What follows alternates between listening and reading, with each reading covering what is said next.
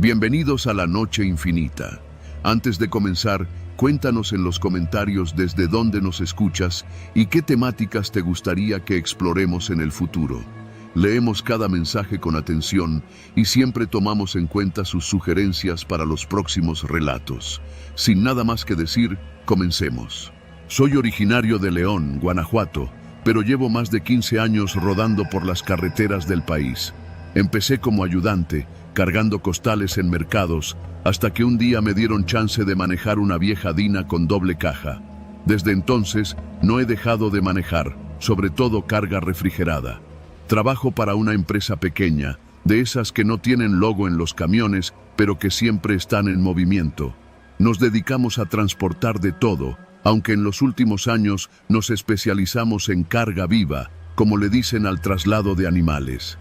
Lo que voy a contar sucedió hace un par de años, durante un viaje de Mazatlán a la central de abasto en Iztapalapa. Teníamos que llevar un cargamento de puercos. No era raro, ya me había tocado varias veces. El camión era una caja cerrada, ventilada, con espacio para más de 60 animales. El chiste era salir por la noche, cuando el calor baja, y evitar que se sofocaran en el camino. Salí de Mazatlán como a las 9, después de que terminamos de cargar los animales.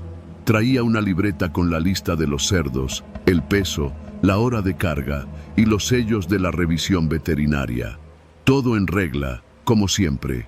El encargado del rastro, un tipo flaco con cara de enfermo, me dijo algo que no entendí bien al principio. Me miró fijo y soltó. No te detengas por nada. Si se mueven más de lo normal, acelera. Pensé que era una broma de mal gusto. Los puercos siempre se mueven, chillan, patean. Es normal. Le respondí con un chiste para aligerar el ambiente, pero el tipo no sonrió. Solo repitió, no te detengas. Esa advertencia me vino a la cabeza cuando ya había pasado Escuinapa. Era la 1 de la mañana y el tramo estaba vacío. Solo los faros del camión iluminando la carretera. De fondo, el chillido habitual de los animales y el golpeteo de los cuerpos contra las paredes metálicas de la caja. Lo de siempre. Nada raro. Pero de pronto empezaron a sonar más fuerte. No gritos, no pataleos, sino una vibración diferente, como si algo pesado se hubiera soltado. Frené un poco para escuchar mejor. Y entonces, los ruidos pararon. Solo el rugido del motor. Me relajé. Pensé que a lo mejor había sido una curva brusca o algún puerco peleonero. Seguí avanzando.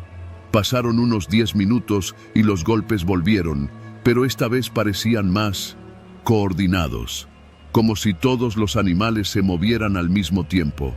Era una especie de patrón, como si patearan al mismo ritmo. Pum, pum, pum. No lo puedo explicar, pero me empezó a dar una sensación horrible, como si algo estuviera mal allá atrás.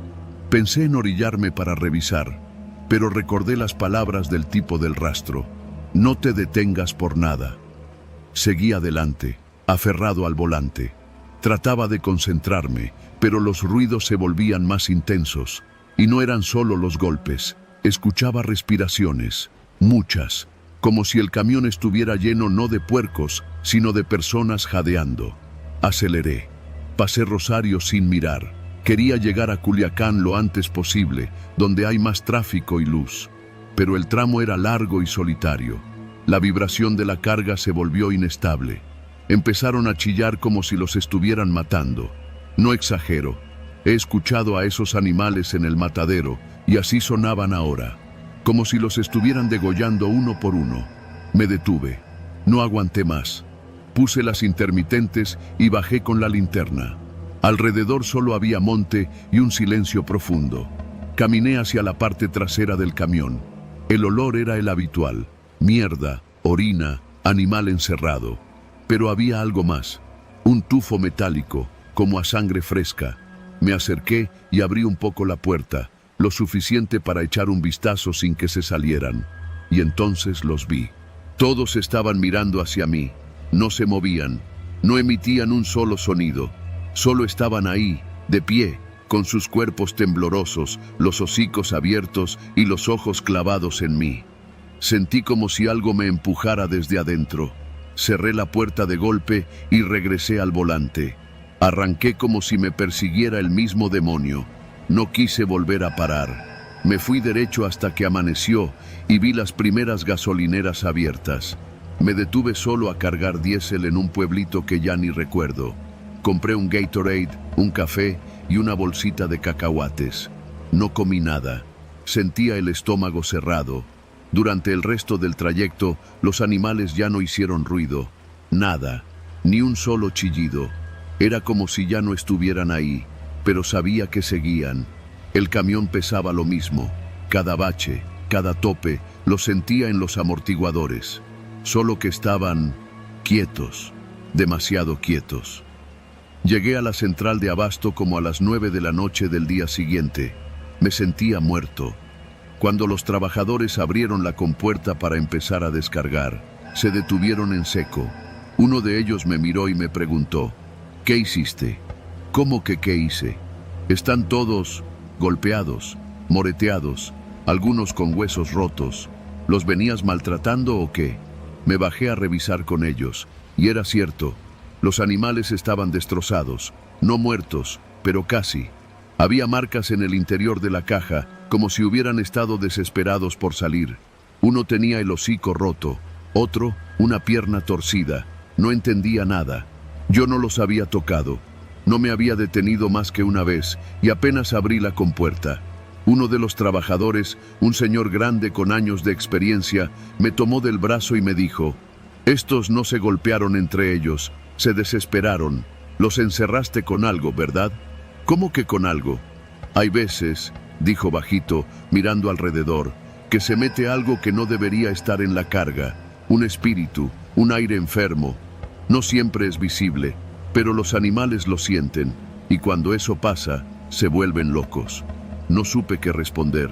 Me pagaron como siempre. Nadie más me dijo nada, pero desde ese día dejé de transportar carga viva. Ya no pude. Cada vez que me acerco a un rastro o escucho el chillido de un cerdo, mi cuerpo se tensa. No fue lo que vi, fue lo que sentí. Como si no hubiera estado solo allá atrás, como si algo más hubiera venido conmigo, algo que nunca dejó de moverse.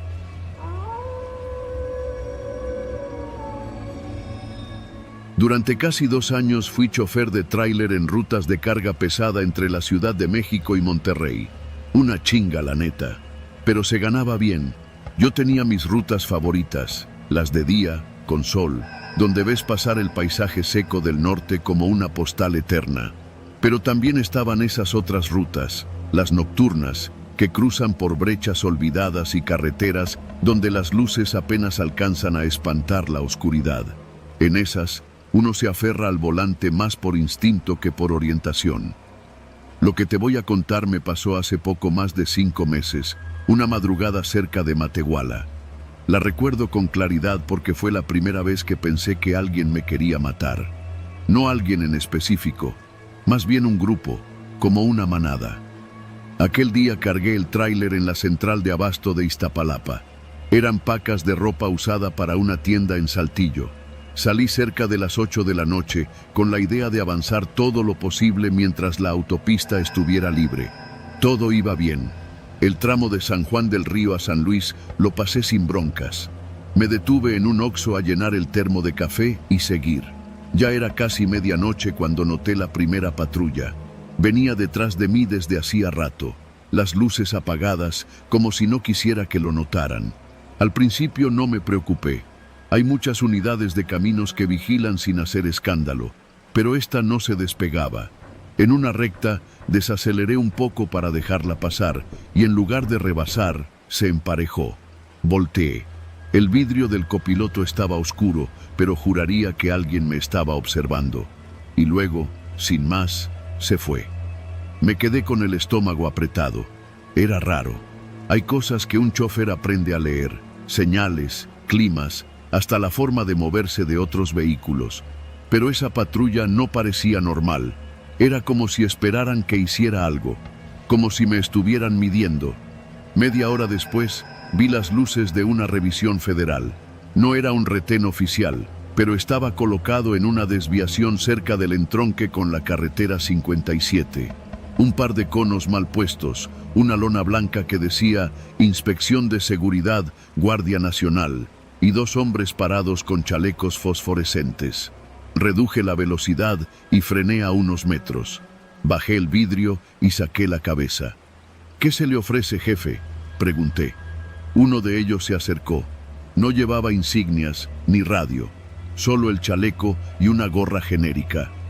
«Documentación del vehículo y de la carga», dijo sin mirarme a los ojos. Me bajé por protocolo. Era lo correcto, o eso pensé. Le entregué los papeles y esperé. El otro sujeto se acercó por el otro lado del tráiler como si estuviera revisando. Luego ambos se alejaron, caminaron hacia una camioneta sin logos y comenzaron a hacer una llamada. Fue ahí cuando me di cuenta de que no había nadie más. No había otro tráiler, ningún carro, ni una patrulla marcada. Solo esa camioneta vieja, los dos hombres y yo. ¿Y los demás?, pregunté, fingiendo ligereza. Siempre hay más elementos en estos retenes, ¿no? No respondieron. Solo me hicieron una seña para que me acercara. Uno de ellos ya no sonreía. «Vamos a hacer una revisión más a fondo», dijo el que parecía estar al mando. «Estacione la unidad al lado». Yo sabía que algo andaba mal. No eran inspectores. Ninguno hablaba con términos técnicos. No llevaban escáneres, ni checaban placas. Pero me aguanté el miedo, fingí normalidad y obedecí. No estaba armado y estaba completamente solo. Apagué el motor, bajé y vi que uno de ellos se acercaba demasiado. No con desconfianza, con hambre. No sé cómo explicarlo, como si me mirara no como un tipo cualquiera, sino como una oportunidad. «¿Cuál es su nombre?», preguntó. «David», respondí, y al instante me arrepentí de no haber dado un nombre falso. El segundo hombre ya estaba detrás de mí. «¿Está solo?», mentí. «No, viene mi ayudante dormido en la litera». Sabía que no lo creerían, pero lo solté. El primero me miró, esa clase de mirada que te hace sentir que ya no tienes nada que hacer ahí. «Vamos a abrir la caja», dijo. Me negué. Les dije que la mercancía iba sellada, con candado de seguridad, y que romperlo solo podía hacerse en destino. Me arriesgué. «Si quieren, llamamos a la Guardia Nacional, que vengan ellos a revisar», añadí. Uno de ellos se rió, apenas una carcajada seca. El otro sacó algo del cinturón. No era un arma, era una navaja de hoja ancha, de esas que se usan más para carne que para defensa. «Tranquilo, David», dijo el primero. «Solo queremos hablar». Retrocedí. No fue por valentía, fue puro instinto. Dije algo como, «No hay nada que revisar, yo solo voy de paso», y empecé a caminar hacia la cabina. En ese momento, escuché cómo la camioneta vieja arrancaba. Me giré. Ahora había 3 hombres. Uno se había quedado adentro todo el tiempo.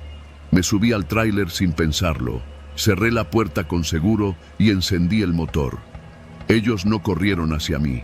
Solo se quedaron parados, como si estuvieran esperando algo. Una oportunidad. Aceleré. No me importó la caja, ni si arrancaba los conos, ni si me acusaban después de evadir un retén. Tomé la carretera directo a Matehuala, donde sabía que había una gasolinera con vigilancia. Durante los primeros minutos sentí que me seguían. Revisaba el retrovisor cada 5 segundos. Pero no los vi. Solo la oscuridad, solo el vacío del desierto. En la gasolinera bajé temblando. No me atreví a reportarlos. ¿Qué iba a decir? Unos tipos disfrazados de inspectores querían atraparme. Nadie me iba a creer. Pero hablé con otro trailero que estaba ahí, uno ya grande, de esos que conocen todas las rutas. Le conté lo que me había pasado. Me miró serio. «Te topaste con los cazadores», dijo en voz baja. «No son nuevos, llevan tiempo operando por estas rutas. No siempre son los mismos, pero hacen lo mismo. Montan retenes falsos, se visten de inspectores y desaparecen gente». «¿Por qué nadie hace nada?», se encogió de hombros. «Porque nadie sobrevive para contarlo. O si sobrevive, no habla». Esa madrugada no dormí. Llegué a Saltillo 2 horas después. Entregué la carga y cancelé las siguientes rutas. Me tomé una semana de descanso. Luego pedí que solo me asignaran rutas diurnas. No sé quiénes eran, pero no eran inspectores. Eran cazadores. Cazadores de hombres. Y esa noche, por alguna razón que aún no entiendo, me dejaron ir.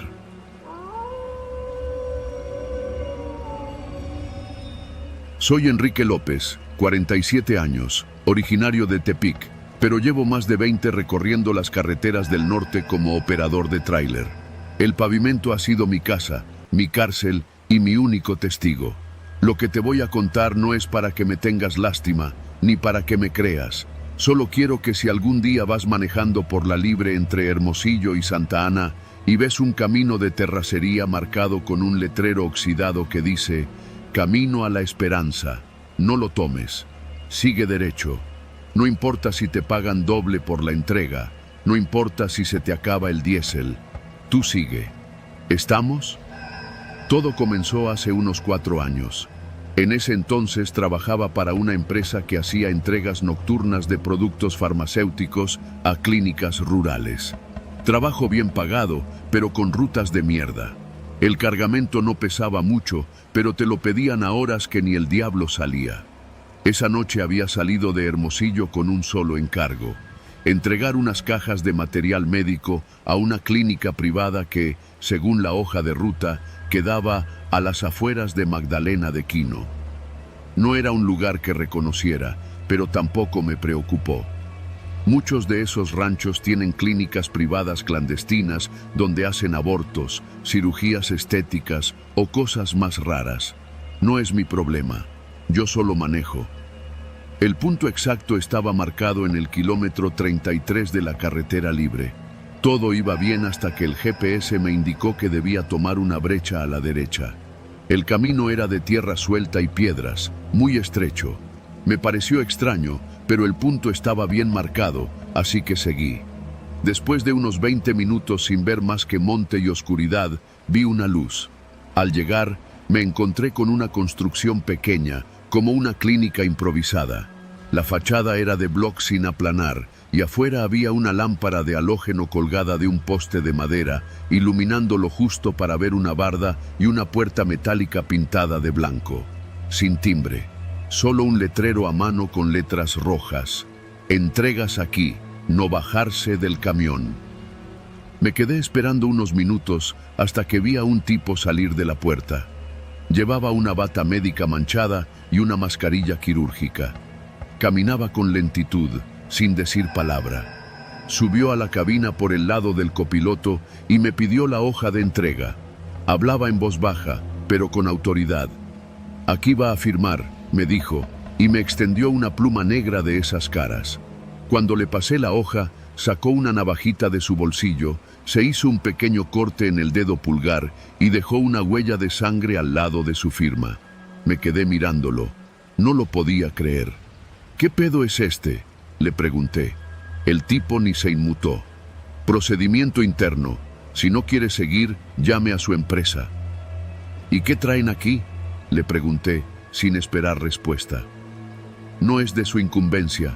Nunca me gustó que me hablen así, pero estaba solo, de noche, en un monte donde nadie me iba a escuchar gritar. Solo asentí y comencé a bajar las cajas con ayuda de una rampa hidráulica. Todo fue rápido, sin contratiempos, pero justo antes de terminar, vi algo que me dejó helado. Una de las cajas se había abierto un poco al golpear el piso, y lo que vi dentro no eran guantes, ni gasas, ni bisturís.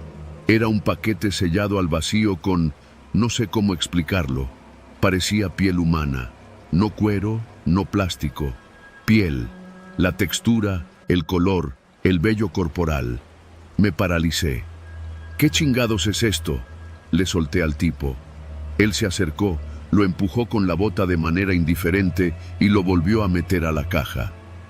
Si abre otra, no sale de aquí. Tuve que elegir, pelear o irme. Escogí vivir.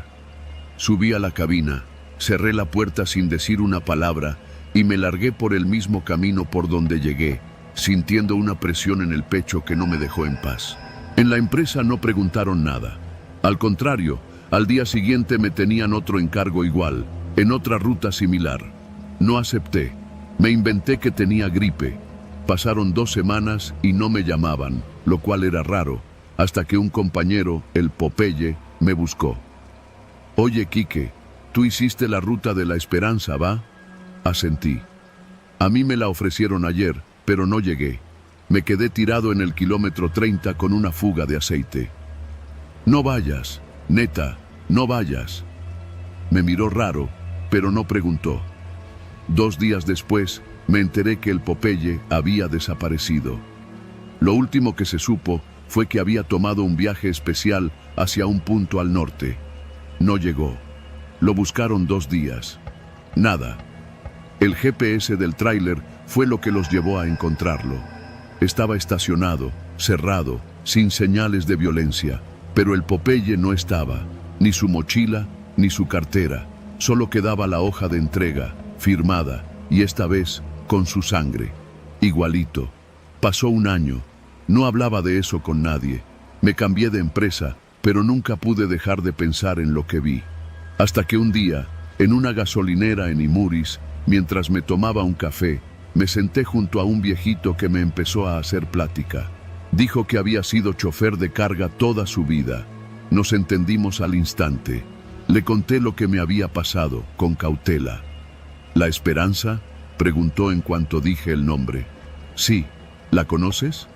El viejo me vio con una expresión extraña, como si le acabara de decir que vi un fantasma. Hace años, en los 90, esa clínica la usaban para extraer órganos de migrantes. Los contratistas de Sonora firmaban acuerdos con médicos privados.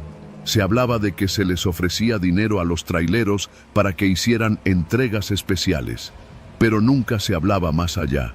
Muchos desaparecieron. Otros, como tú, sobrevivieron porque no vieron demasiado. Tragué saliva. ¿Y por qué siguen operando? El viejo bajó la voz. Porque esa red está viva, hijo. Y los que saben callan.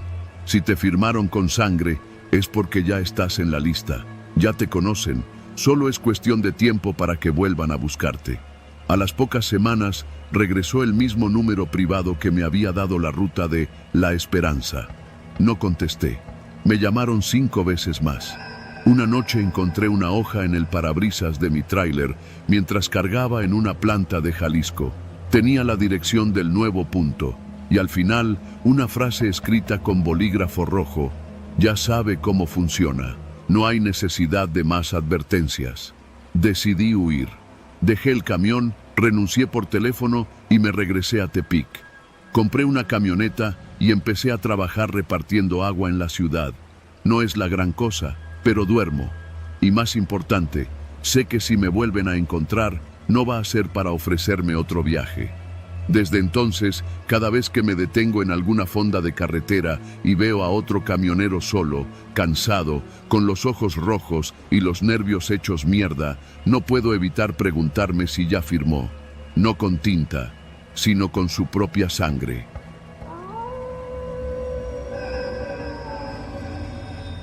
Me llamo Mario. Manejo tráiler desde hace más de 15 años. Lo que viví hace poco, todavía no puedo contarlo sin que me tiemble la voz. No es una historia que se pueda compartir con cualquiera. Y no porque no me vayan a creer, sino porque uno queda marcado. Y hay marcas que, aunque no se vean, pesan. Aquella noche salí desde Monterrey rumbo a la central de abastos de Iztapalapa. Tenía una carga de plátanos de Chiapas que venía directo del sur. Mi chamba era recogerla en San Luis Potosí y hacer el tramo hasta la Ciudad de México. Un trayecto largo, sí, pero rutinario. Nada fuera de lo común. Eso creía. Me acuerdo perfecto porque era viernes, eran casi las 3 de la mañana y ya llevaba muchas horas al volante. Había pasado Matehuala y el sueño me estaba venciendo. En ese tramo, entre Huizache y el entronque a San Felipe, no hay mucho. Una recta interminable, monte seco a los lados y una oscuridad que ni las luces altas rompen.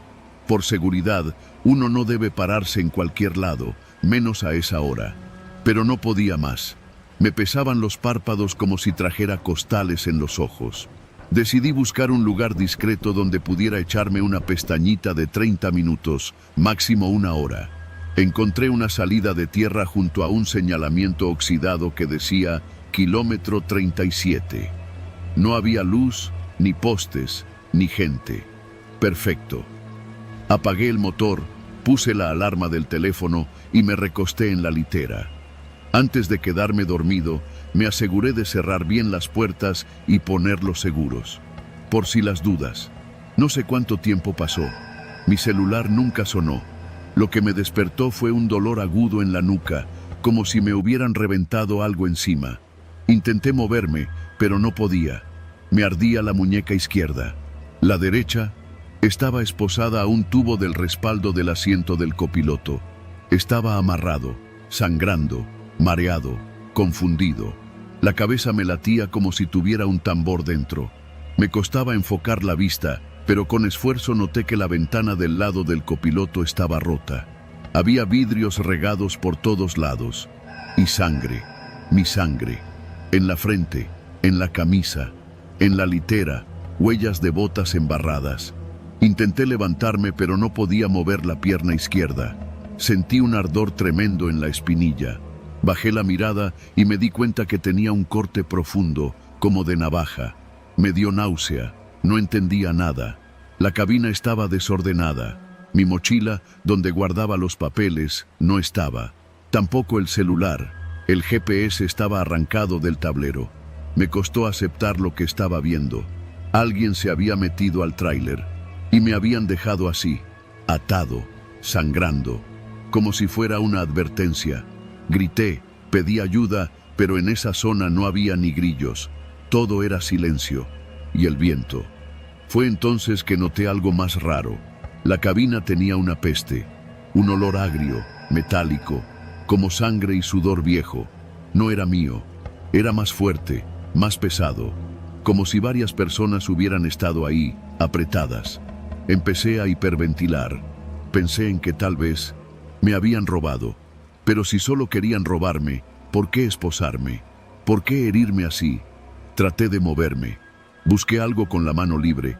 Encontré una botella vacía y logré golpear el respaldo hasta que se rompió una parte del tubo donde estaba atada la esposa.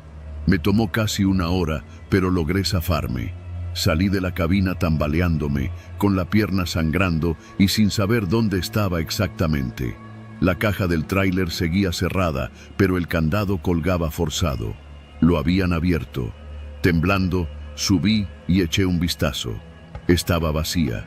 No quedaba ni una caja de plátanos.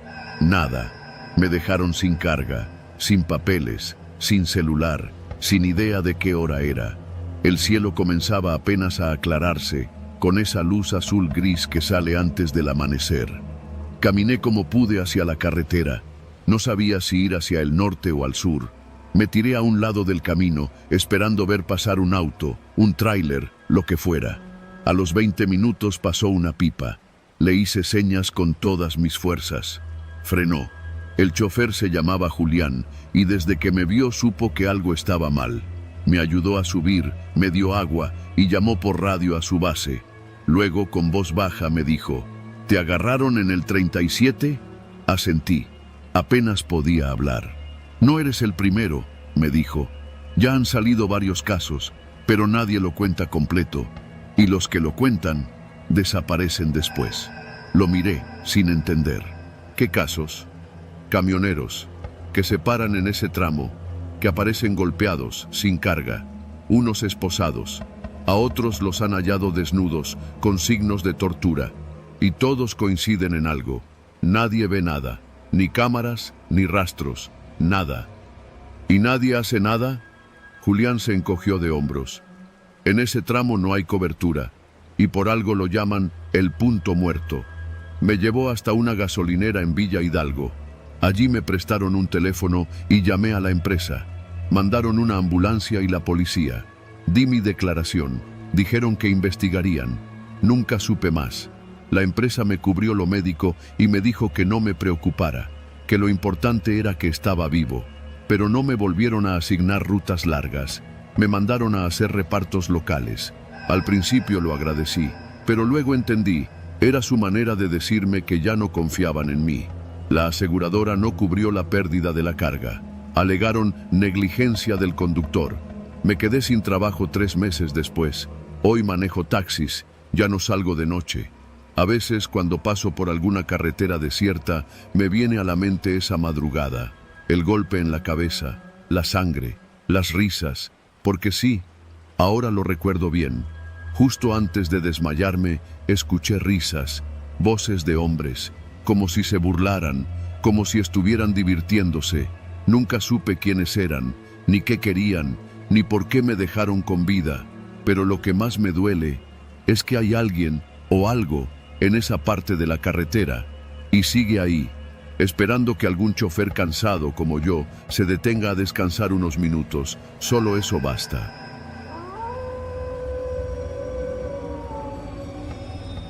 Me llamo Hugo y durante más de 15 años fui trailero.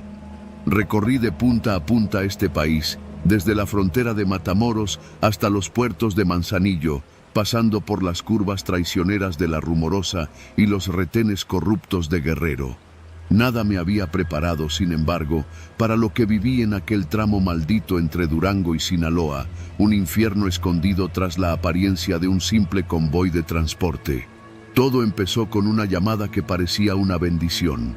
Llevaba semanas sin trabajo y la renta ya me tenía contra las cuerdas. Un contacto del viejo sindicato, un tal Goyo, me ofreció un viaje bien pagado, de esos de carga especial, dijo. Era una ruta sencilla, según él.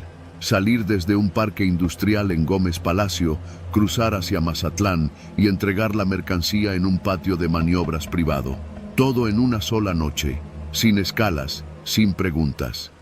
¿Y qué llevo?, le pregunté, sin querer sonar desconfiado. Papel, supuestamente, paquetes sellados.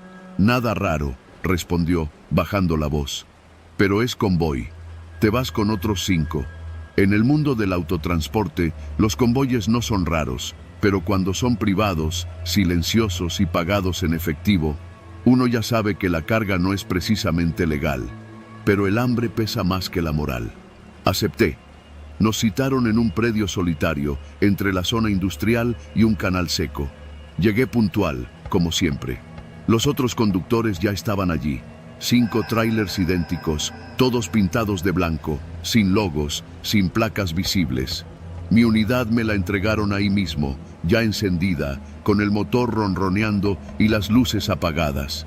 Todo era silencioso, frío, ni una palabra de bienvenida. Un tipo flaco, con botas sucias y chaleco negro, nos explicó las reglas del convoy mientras caminaba entre los camiones como si fuera un capataz de ganado. Van en formación, 1 por 1, a 20 metros exactos, nada de rebasar, nada de radiofrecuencia personal, nada de detenerse. Si uno se orilla, todos se orillan, nadie se baja, nadie pregunta. El que rompe una regla no llega. Pensé que exageraba, pero lo dijo con una seriedad que helaba la sangre. Nadie protestó. Nos repartieron un teléfono satelital viejo a cada uno, sin internet, sin contactos, solo una aplicación con GPS, la ruta ya cargada. Luego el tipo flaco me entregó una hoja plastificada. Instrucciones de emergencia. Una sola línea escrita. Si algo se interpone en el camino, sigue. No te detengas. Nunca te detengas. A las 9:30 de la noche arrancamos. El primer tramo fue tranquilo, carretera recta, casi sin tráfico. Íbamos como fantasmas, avanzando en formación perfecta. Yo iba en el tercer lugar, detrás de un tráiler con las luces traseras rotas. Durante 1 hora todo fue tan normal que me sentí tonto por haberme preocupado. Hasta que pasamos el primer retén y los federales nos ignoraron por completo. Ninguna patrulla encendió las luces, ningún agente hizo ademán de detenernos. Al contrario, uno de ellos levantó la mano en señal de paso, como si nos estuvieran esperando. Fue ahí donde empecé a sospechar que estábamos metidos hasta el cuello. Pero no paré. La primera señal de que esto era más que un trabajo ilegal llegó antes de llegar a El Salto. Alguien, no supe quién, lanzó una bengala desde un cerro cercano. Una luz roja atravesó el cielo nocturno. Casi al instante, el primer tráiler frenó de golpe. Yo clavé el pedal del freno, rezando por no chocar al de enfrente. Por un segundo el convoy quedó detenido, en silencio, como un corazón que se detiene un instante antes del colapso. «Chingada madre», murmuré con la frente sudando. Pero nadie se bajó. El tráiler de adelante, el de las luces traseras rotas, tenía un vidrio lateral. Vi una sombra moverse dentro, como si alguien estuviera caminando por el camarote. Entonces el primero arrancó de nuevo, lento, casi con parsimonia, como si lo pensara 2 veces. Los demás lo seguimos, sin preguntar. La tensión en el ambiente se sentía como una presión en el pecho. Algo nos estaba siguiendo. Lo sabíamos, lo sentíamos. 1 hora después, el tráiler número 4 se desvió. Fue un movimiento sutil, apenas unos metros hacia el acotamiento, como si algo le hubiera fallado. Las luces de freno se encendieron. Esperé que regresara al carril. No lo hizo. Se quedó orillado, quieto, como un animal herido. Inmediatamente, todos los demás frenamos. Silencio. Miré por los retrovisores. Nada. Nadie se movía. Tomé el teléfono satelital y abrí la aplicación. Una nueva notificación apareció en la pantalla. Unidad 4, fuera de línea. Después de 1 minuto, arrancamos de nuevo. No preguntamos por él, no intentamos ayudarlo, solo seguimos. A la altura del kilómetro 93, el camino se volvió más estrecho. Sin faros laterales, sin señal en el celular. Ni siquiera recordaba haber pasado por ahí en otras rutas. Era como si hubiéramos entrado en una carretera fantasma. Entonces el pavimento empezó a cambiar. Ya no era asfalto liso, era rugoso, lleno de parches, como si hubiera sido reparado 1000 veces con prisas. Pasamos junto a un tráiler abandonado, volcado en una curva. No tenía cabina, solo el remolque quemado. Nadie dijo nada. Ningún convoy paró. Yo lo miré por el espejo retrovisor, preguntándome si alguien había muerto allí, si alguien lo había visto antes, o si también fue parte de un convoy que rompió las reglas. Fue en ese tramo cuando el miedo se volvió físico. Una figura apareció en medio del camino. A lo lejos, pensé que era un hombre, pero no se movía. Estaba justo en el centro, con los brazos caídos. El primero del convoy ni siquiera intentó frenar. Le pasó por encima, tal cual, como si no existiera. El segundo también. Cuando me tocó a mí, los dedos me temblaban sobre el volante. Cerré los ojos medio segundo y seguí. La sacudida del camión me dijo que sí, que había pasado algo, que lo había atropellado, pero no paré. El teléfono satelital vibró. Un nuevo mensaje. Muy bien, siga avanzando. Las reglas del convoy eran claras. 2 horas después, entramos a una zona de curvas. Uno de los trailers, no vi cuál, empezó a titubear. Iba más lento. Casi se salía en cada curva. Yo pensaba que el chofer ya estaba rendido. Entonces, sin aviso, el tráiler volcó. Rodó como una bestia sin control hasta quedar de lado, bloqueando media carretera. El fuego empezó al instante. No por el impacto. Alguien lo había prendido desde adentro, lo juro. Nadie paró. Ni un claxon, ni una señal de ayuda. El convoy redujo la velocidad, rodeó los restos del camión como si fueran escombros en una obra y siguió su camino. A esas alturas, ya habíamos perdido a 2. Éramos 4, y cada vez más adentro del infierno. Faltaban 30 kilómetros cuando el tráiler que iba detrás de mí empezó a emitir un pitido raro. Al principio creí que era su freno de aire, pero luego lo vi. Algo se arrastraba por un costado del tráiler. Una figura delgada, pegada al chasis, como si estuviera colgando de la puerta trasera. No era un animal, era un hombre, vestido de negro, con una capucha. Me estaba viendo, pegado al tráiler. Nadie decía nada. Volví a mirar al frente, y no volví a mirar atrás. A las 4:20 de la madrugada, llegamos. Un patio de maniobras, bardeado, con torres de vigilancia, reflectores y soldados armados. No eran del ejército, eran otros. Nos hicieron estacionar en línea, apagar los motores, bajarnos. Nadie nos habló, nos revisaron, nos pidieron los teléfonos satelitales. No hubo recibo, no hubo firma, solo un sobre amarillo en la guantera, dinero en efectivo, mucho más de lo que me habían prometido. «Ya puede irse», me dijo un hombre sin uniforme mientras fumaba. «No hable de esto, no existió». Y así me fui, con el alma hecha trizas, con la certeza de que había cruzado por un pasillo del crimen que no tenía nombre, que había participado en un sistema de transporte fuera de la ley, donde la mercancía no importaba, donde lo importante era obedecer, no detenerse, nunca detenerse.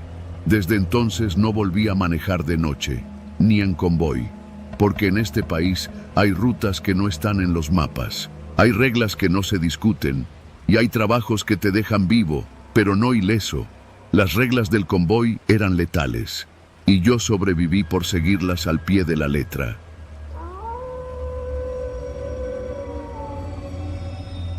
Yo no sabía que el miedo tenía sonido hasta esa noche. No un grito, no un disparo. Era más bien ese zumbido constante en los oídos, como cuando el silencio pesa demasiado y tu instinto empieza a gritarte que algo está mal, muy mal.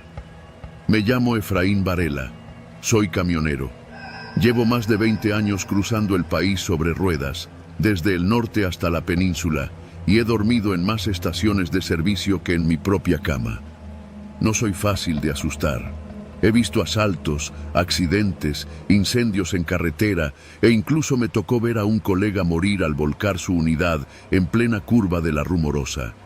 Pero lo que pasó hace 2 años, en la Libre de Guadalajara a Tepic, me hizo replantearme todo, todo.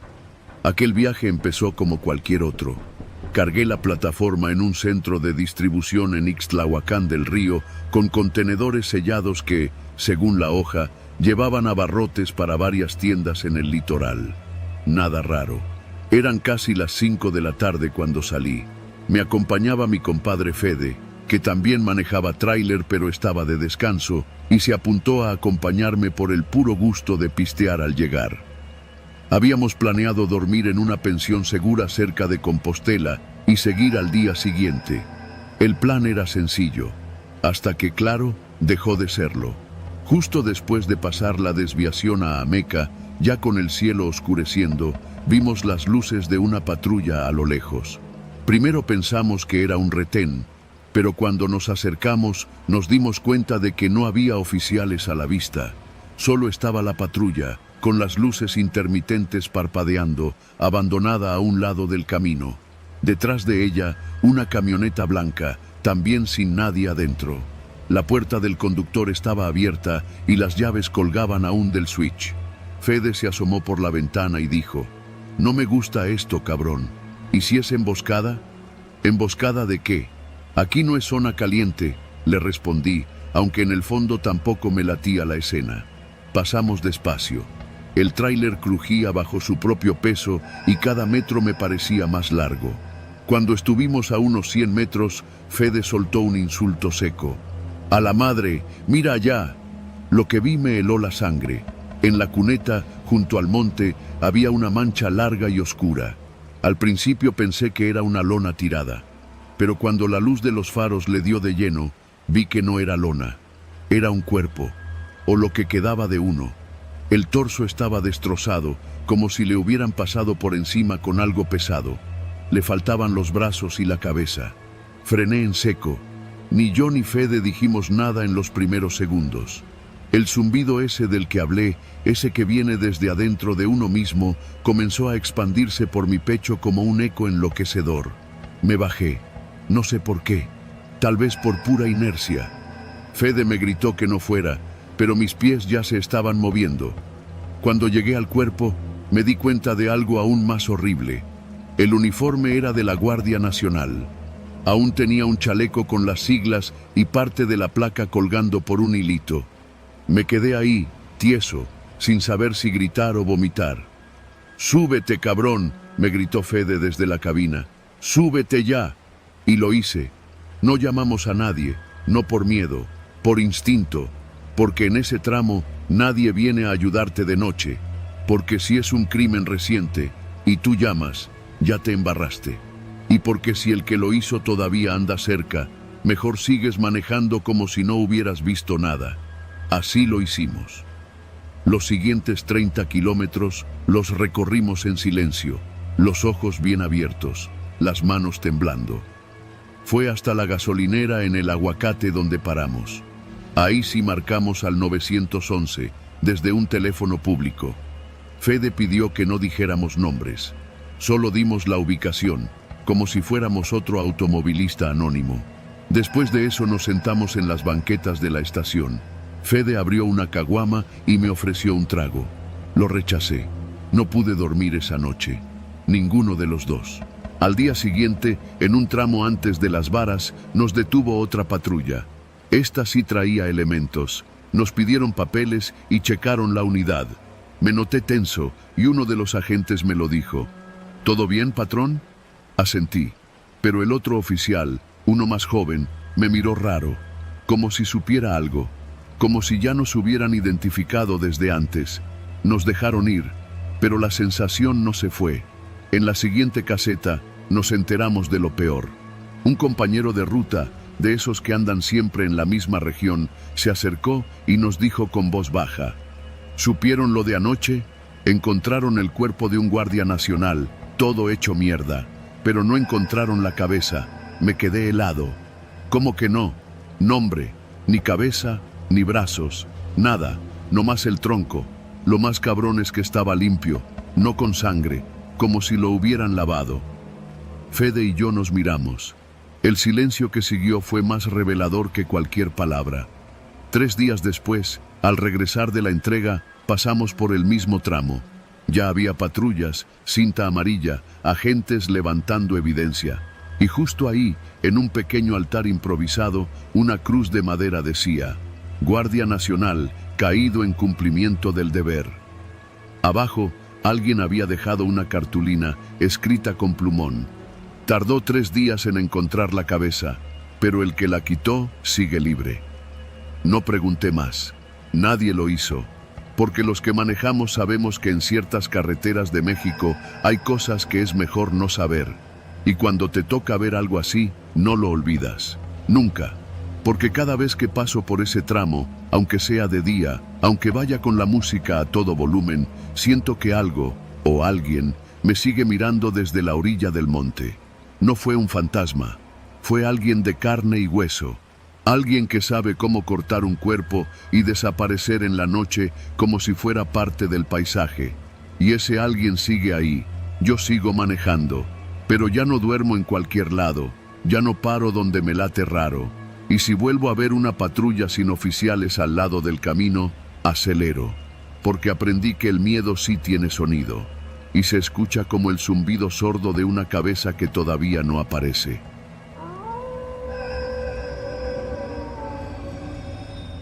Dicen que en la carretera uno se encuentra de todo, desde paisajes que parecen de postal hasta cadáveres sin nombre. Yo he visto ambos. Me llamo Antonio, aunque los que me conocen en el gremio me dicen Toño, el Greñas. Llevo más de 20 años manejando tráiler, cruzando de un extremo al otro el país. Desde Lázaro Cárdenas hasta la frontera de Nuevo Laredo. Desde Veracruz hasta el desierto de Sonora. Y créeme cuando te digo que nada me había preparado para lo que viví hace 3 años, en un tramo olvidado de la autopista entre Durango y Zacatecas. Era septiembre. Recuerdo que lo supe porque era el mismo día que mi esposa me había pedido que no aceptara ese viaje.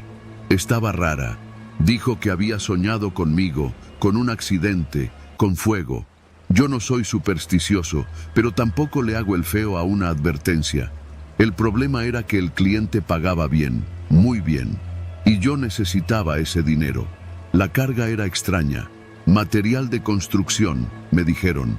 Subieron los pallets ya empacados y sellados en un patio privado cerca de Naucalpan, donde no te dan recibo, solo una hoja membretada sin logo y un depósito en efectivo. No abras la caja, tú solo maneja, fue la instrucción. Nada nuevo para nosotros los del volante. Así funcionan muchos fletes, sin preguntas. A eso de las 10 de la noche ya estaba en la carretera. El radio encendido, no por gusto, sino por necesidad. La radio en el tráiler no es solo entretenimiento, Es compañía. A veces también es advertencia. Y esa noche fue otra cosa. Primero empezó con interferencias raras, como si algo interrumpiera la señal. Luego, entre zumbidos, una voz. No era la del locutor habitual de la estación del gremio. Era una voz temblorosa, como si hablara con miedo. Decía frases sueltas. No paren en el kilómetro 43. Los camiones no vuelven. Nos están cazando. Pensé que era una broma pesada. Hay muchos que les gusta jugar con las frecuencias de Radio Ciudadana. Pero entonces escuché algo que me heló el cuerpo. Mi nombre. Antonio, tráiler blanco, placa 75 ALG. No llegues al kilómetro 43. Frené en seco. El motor vibró bajo mis pies. El volante me sudaba. Me bajé a revisar la unidad, fingiendo normalidad, como si no acabara de oír lo que oí. El camión estaba bien. Todo estaba bien, excepto por mí. La paranoia se metió en mi cabeza como un cuchillo torcido. Volví a subir y apagué la radio. Decidí avanzar sin detenerme. Llevaba cerca de 40 minutos conduciendo cuando vi a lo lejos unas luces parpadeantes. Pensé que era un retén. Nada raro, hay muchos en esa zona. Pero algo no cuadraba. No había señalización previa. No había patrullas identificadas. Solo 2 camionetas pick-up atravesadas en la carretera con unos conos de plástico viejos mal puestos. Bajé la velocidad. No había forma de pasar sin detenerme. Entonces salieron 3 tipos. No traían uniforme, solo pantalones tácticos, camisetas negras, chalecos sin logos. Pero sí iban armados. Uno se acercó a mi ventana con una linterna. No me apuntó directamente, pero la intención se sentía clara. Buenas noches, jefe. Control rutinario, me dijo sin sonreír. Tenía un acento raro, no local. Parecía de la Costa Grande tal vez, o de Veracruz. ¿Trae carga con manifiesto? Negué. ¿Qué transporta? Material de construcción. Él se rió, como si esa fuera la respuesta que esperaba. Pues vamos a revisar, ¿no? Le dije que el remolque estaba sellado, que si lo abría perdería la garantía del cliente. Me vale madres tu cliente, dijo, y ahí fue cuando vi que ya no era un control. En cuestión de segundos, 2 de los tipos ya estaban bajando al eje trasero y el tercero me apuntaba directo con el fusil. Apágalo y bájate. Obedecí. Me esposaron con bridas plásticas. Me tiraron boca abajo en el acotamiento. Uno me dio una patada en las costillas mientras otro forzaba los candados del remolque. Yo solo escuchaba. El sonido de las cajas siendo abiertas. El chasquido de las navajas cortando plástico. Luego, el silencio. Uno de ellos murmuró algo que no alcancé a oír bien. Otro respondió. Otra vez lo mismo. No mames, ya es el tercero. Un par de minutos después, escuché un disparo seco. Me tensé, pensando que venía hacia mí. Pero no, era hacia uno de los suyos. No sé por qué. No supe nunca qué pasó ahí. Pasaron 5 minutos. 10. El tipo que me había apuntado regresó y me levantó de un jalón. «Te vas. No viste nada». Me subió al camión, mis manos aún atadas. Con una navaja me cortó las bridas sin quitarme la mirada. Tenía los ojos vacíos, no en el sentido poético, literalmente vacíos, como si detrás no hubiera alma. Me dijo algo más.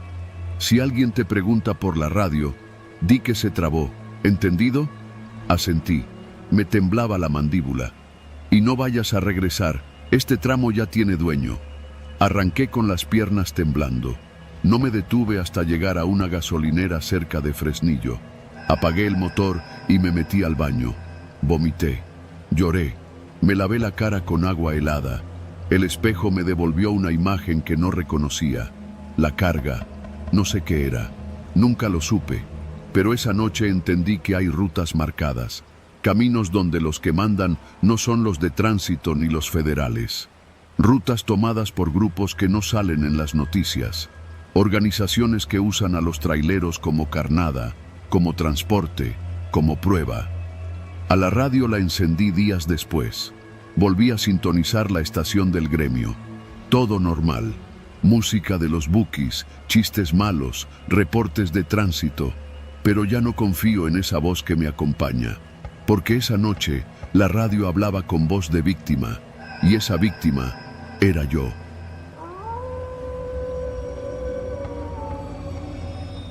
Soy chofer de tráiler desde hace más de 15 años. Carretera nacional, carga pesada, tiempos de entrega imposibles y muchas madrugadas sin dormir. Me llamo Octavio y si algo he aprendido en este oficio es que el peligro no siempre viene de otros coches, ni del clima, ni siquiera de los asaltantes en la sierra. El peligro más grande va contigo, se sienta a tu lado, aunque nadie más lo vea. Y yo conocí a ese copiloto. Todo comenzó con una ruta nueva. Transportaba maquinaria pesada desde la zona industrial de Irapuato hasta una obra en las afueras de Monterrey. Me pagaban el doble por hacerlo solo y sin paradas largas, ni supervisión. Lo acepté. No era la primera vez que me aventaba una de esas de confianza, como les dicen. Salí cerca de las 9 de la noche, después de cenar unas enchiladas en un puesto afuera de la terminal. Llevaba termo de café, playlist descargada y una hielera con lo básico. Ya conoces el plan. Evitar tramos inseguros de madrugada, tomar libre la carretera de Cuota por San Luis y pasar el nudo de Matehuala antes del amanecer. Las primeras 2 horas fueron tranquilas. Música, viento en las ventanas, poco tráfico. Pero al llegar al tramo de Celaya hacia Querétaro, noté algo raro. Mi cabeza no dejaba de hablarme. No como en pensamiento normal, sino como si alguien más me hablara. Una voz igualita a la mía, pero con un tono más pesado, más burlón. «Otra vez tú, cabrón, ¿no te cansas de jugar a ser héroe de carretera?», me dijo esa voz. No sé si era el cansancio o qué, pero por un segundo sentí que alguien iba sentado a mi derecha. Volteé y claro, el asiento del copiloto estaba vacío. Cerré la ventana, bajé el volumen y traté de calmarme. Me dije que era el estrés o que llevaba días durmiendo mal. Pero la voz volvió, esta vez más clara. «¿Y si esta vez no llegas, Octavio? Ya hiciste mucho. Ya no debes nada a nadie, ¿no? Mira la libreta. ¿Cuántos kilómetros faltan? ¿Qué pasaría si te vas por el camino viejo de Santa Rosa? Ahí no hay cámaras. Ahí nadie va a preguntar nada». Metí freno. Detuve el tráiler en un acotamiento y me bajé. Caminé un poco. Me lavé la cara con agua de una botella y respiré profundo. No quería aceptar lo que estaba pasando. Era como si otra parte de mí se hubiera soltado, una parte que ya no quería obedecer, una que ya no respetaba ni la línea blanca del arcén. Volví a subir. El silencio pesaba más que el motor. Volví a poner música. Volví a conducir. Pasando San Luis, ya como a las 3 de la mañana, empezó lo peor. La voz ya no hablaba en tono reflexivo. Ahora era autoritaria, agresiva, casi gritando. ¿Te acuerdas de Iván? El cabrón del taller que se robó tus refacciones. ¿Y el güero ese que se cogía a tu ex cuando tú andabas en ruta? Todos siguen vivos, Octavio. Todos siguen ganando. ¿Y tú? Tú sigues aquí, cargando fierros para los ricos. Empecé a sudar. Apagué el radio. La voz no se detenía. Tienes que hacer algo. No puedes seguir así. No puedes ser un trapo. Mira tu cara. Estás viejo, lleno de deudas, durmiendo en el camarote mientras tu hija se cría con un padrastro. ¿Eso quieres? ¿Morir sin haber hecho nada por ti? No sé cuánto tiempo pasó, pero de pronto me di cuenta que el tráiler estaba fuera de la ruta. Me había desviado sin darme cuenta. Iba por una brecha secundaria, rumbo a Santa Rosa, justo como la voz me había dicho. No recordaba haber girado el volante, no recordaba haber pasado la caseta. Pisé el freno y detuve el camión en medio de la nada. Ahí fue cuando me habló, en primera persona. Yo soy tú, Octavio, pero sin la culpa, sin el cansancio, sin los frenos. ¿Te acuerdas cuando tenías 19 y soñabas con abrir tu propio taller? ¿Te acuerdas de lo que juraste hacerle al güero si lo volvías a ver? ¿Y qué hiciste? Nada. Te quedaste callado. Aguantaste todo como perro fiel. Pero ya no. Hoy, por fin, podemos tomar el volante los dos. Tú descansas. Y yo conduzco. Me quedé paralizado. El espejo retrovisor me devolvía mi reflejo, pero sentía que no era yo. Era el otro, el copiloto, el que ya no se callaba, el que quería sangre. Volvía a encender el motor, quería salir de ese lugar, volver a la ruta principal, olvidar lo que fuera que estuviera pasando. Pero el GPS ya no servía, el teléfono tampoco. Me quedaba solo la memoria y la intuición, y un copiloto invisible que insistía en hablar. Conduce hasta el taller de Iván. A esa hora está solo, lo sabes. Ya lo pensaste antes. Tú no lo harías, pero yo sí. Yo no tengo miedo. Solo tienes que abrir la caja de herramientas. Ya está todo ahí. Ese fue el punto de quiebre. Paré en seco. Bajé. Grité como un loco. Golpeé el costado del tráiler con los puños. Pensé en llamar a alguien, pero ¿qué iba a decirles? ¿Que escuchaba mi propia voz diciéndome que matara? Volví a subir. Encendí la luz interna. Saqué una libreta del tablero y escribí algo que no supe por qué. Si mañana no amanezco, busquen el camión en la Libre 57. No estoy solo, nunca lo estuve. Eso me salvó. Fue mi manera de sacar al copiloto del asiento, de negarle el control. Al final, regresé a la carretera principal. Llegué a Monterrey con los nervios destrozados, pero llegué. Entregué la carga y pedí licencia médica. No manejé en casi 3 meses. Me mandaron al psicólogo, al psiquiatra, incluso a unos retiros para choferes estresados. Nadie entendía bien lo que me pasaba, porque nunca lo dije con todas sus letras. Solo lo escribí. Hoy ya volví a manejar, pero con una condición. Siempre llevo a alguien real de copiloto. Otro chofer, un ayudante, lo que sea. No dejo que el asiento vaya vacío, porque cuando va vacío, esa voz regresa. Y cuando regresa, me convence de cosas que no quiero hacer. Mi copiloto no es un fantasma, es más real que tú y que yo. Vive en mi cabeza. Es mi otra mitad, la que no perdona, la que no olvida. Y en cada kilómetro me susurra. Solo espera a que me canse para tomar el volante.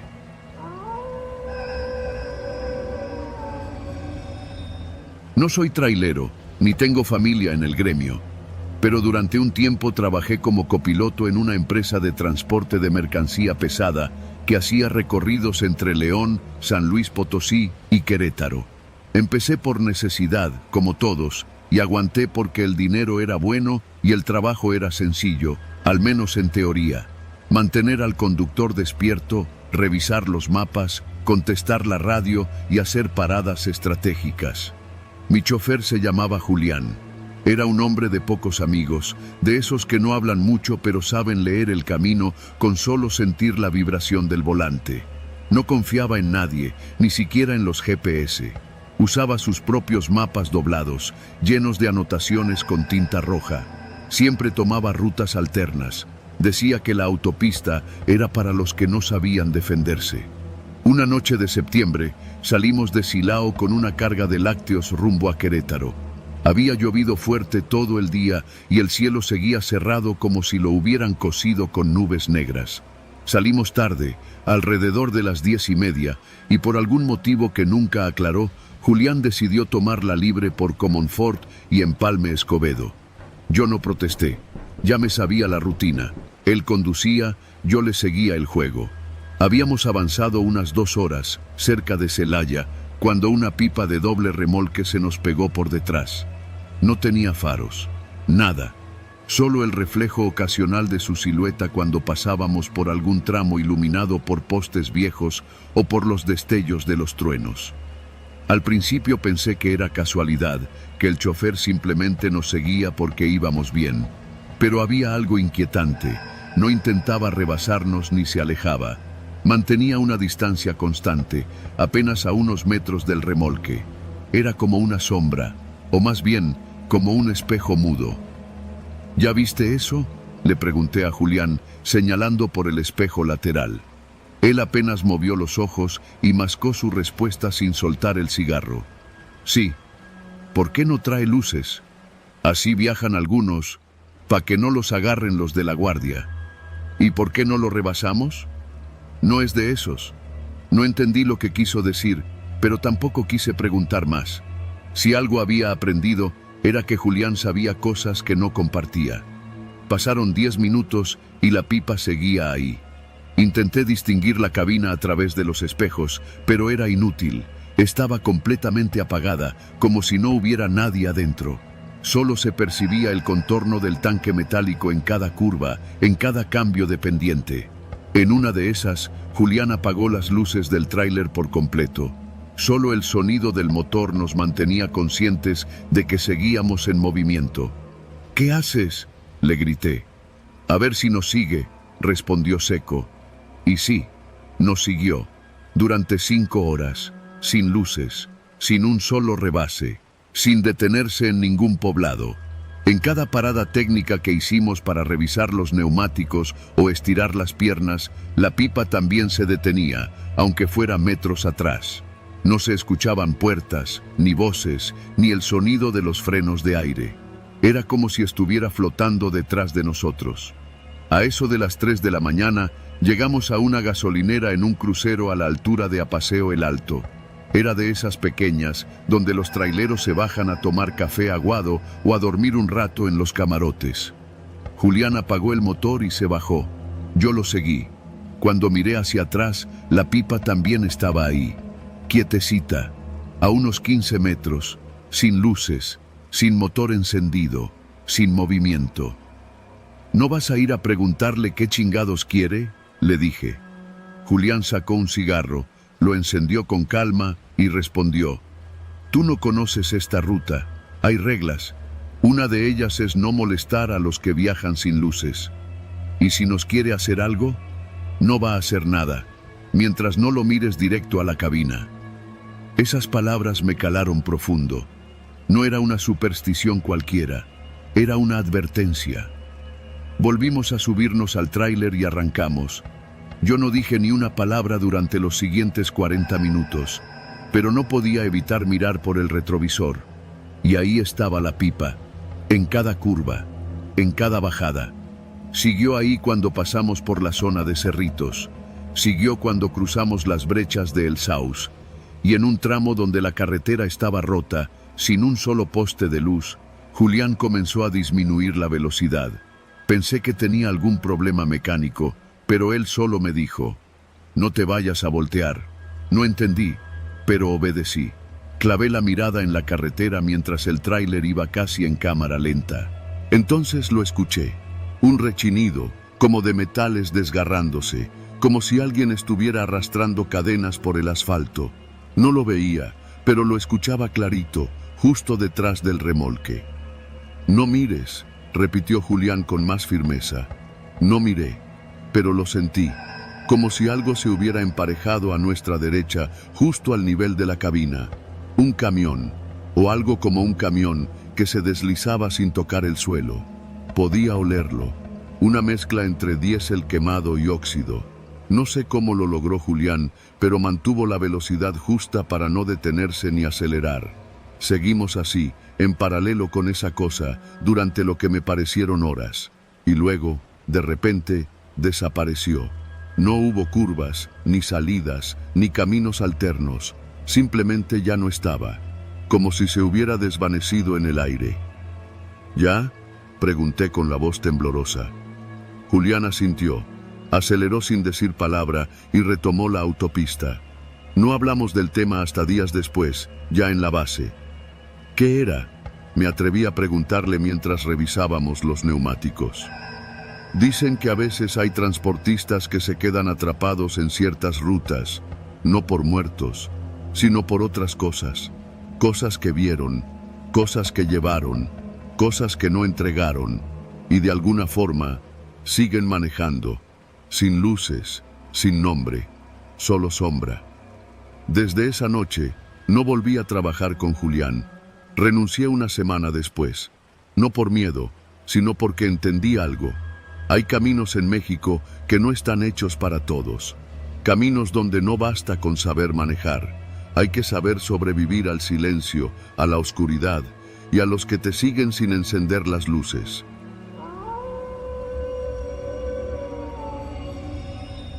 Me llamo Rigoberto, tengo 47 años y llevo manejando tráiler desde que tenía 20. En estos casi 30 años de carretera he visto cosas que muchos no creerían ni con una pistola en la cabeza.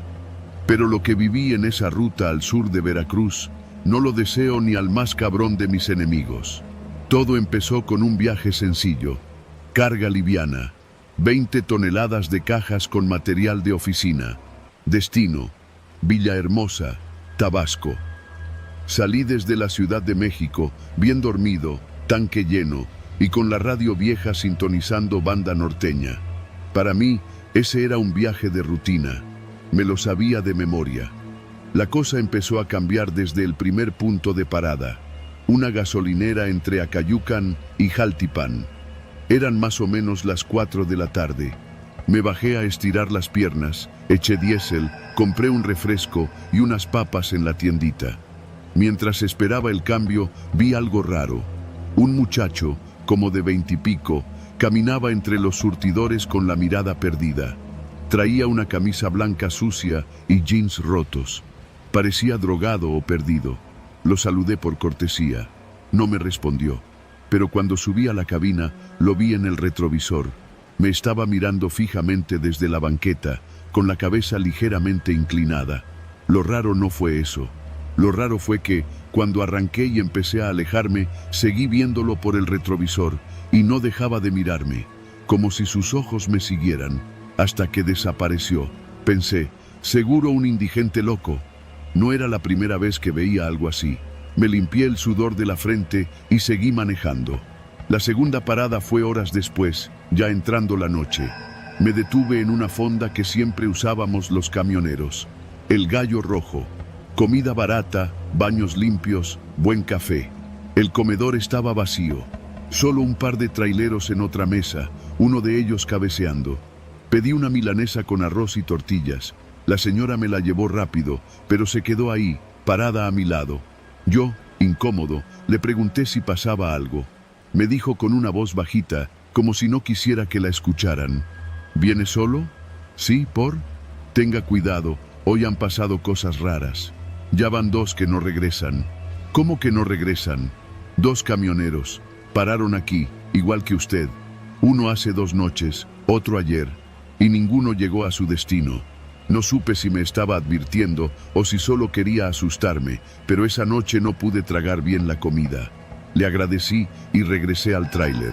Y aquí es donde empezó lo peor. Pasando la venta, ya casi a la medianoche, me entró un cansancio brutal. Me estacioné en una de esas paradas donde hay baños públicos, camiones estacionados en fila y la carretera se escucha como un zumbido lejano. Apagué el motor, cerré las ventanas, eché el asiento para atrás, me cubrí la cara con la gorra y me dormí. No sé cuánto tiempo pasó. Lo que me despertó fue un golpe seco, como si alguien hubiera azotado la puerta del copiloto. Me incorporé de golpe, con el corazón latiéndome en el cuello. No había nadie. Las luces del tráiler estaban apagadas. Todo estaba oscuro. Solo la luz tenue del poste más cercano iluminaba parte del parabrisas. Pero ahí, en la ventana, había una mano marcada, como si alguien la hubiera puesto contra el vidrio. Una mano delgada, con dedos largos, y sangre. No era tierra, no era grasa, era sangre. Encendí el motor y las luces.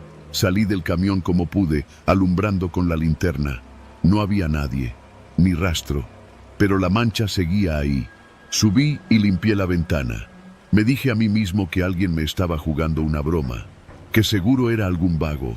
Pero esa fue la primera noche en que vi al primero. Kilómetro 112, casi las 2 de la mañana. La carretera estaba vacía, solo mi tráiler y la oscuridad. Pasé una curva y entonces lo vi. En medio de la carretera, un cuerpo, tirado, un hombre. Frené de golpe, bajé como pude, corrí hacia él, no se movía, estaba boca abajo, tenía las ropas rasgadas, una mancha de sangre en la espalda, y los dedos torcidos, como si los hubieran quebrado con un martillo. Lo toqué, estaba frío, más que el aire. Y entonces escuché pasos detrás de mí. Me volteé, no había nadie. Volví a mirar al cuerpo. Ya no estaba. Corrí de regreso al camión con las piernas flacas del miedo. Arranqué. Seguí manejando sin parar, con las luces altas, los ojos abiertos como platos. Me repetía que era el cansancio, que estaba viendo cosas. Pero al amanecer, cuando llegué al siguiente retén de la Guardia Nacional, vi un cartel nuevo en el parabrisas de la caseta. Se busca. Camionero desaparecido. Última ubicación conocida. Parada en la venta. Traía camisa blanca y jeans rotos. Era el muchacho de la gasolinera. Pasaron las horas. Ya no me detenía. No confiaba en nadie. No hablaba con nadie por radio. Solo quería llegar, entregar la carga y regresarme a la ciudad. Pero en cada parada, sin excepción, me pasaba lo mismo. Veía un cuerpo tirado en la carretera, diferente cada vez.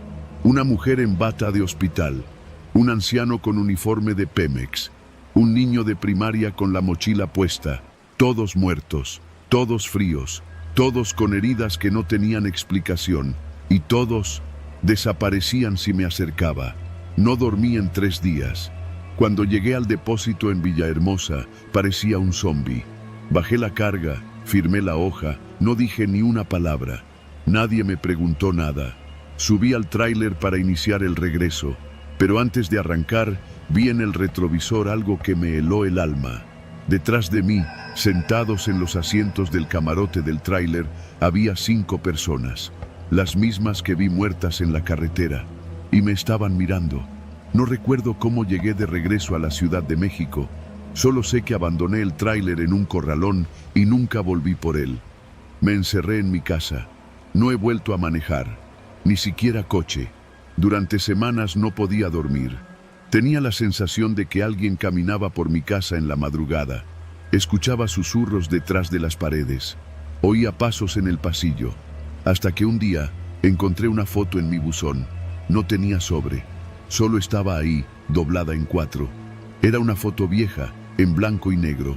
Mostraba una fila de tráileres, todos detenidos en fila, en la venta. Y frente a uno de ellos, estaba yo. Pero no como soy ahora. Yo, más joven, tal vez 20 años atrás. Y a mi lado, 5 cuerpos tirados en el piso. Desde entonces, vivo solo. No tengo contacto con mis viejos amigos de la carretera. No contesto llamadas, no acepto visitas.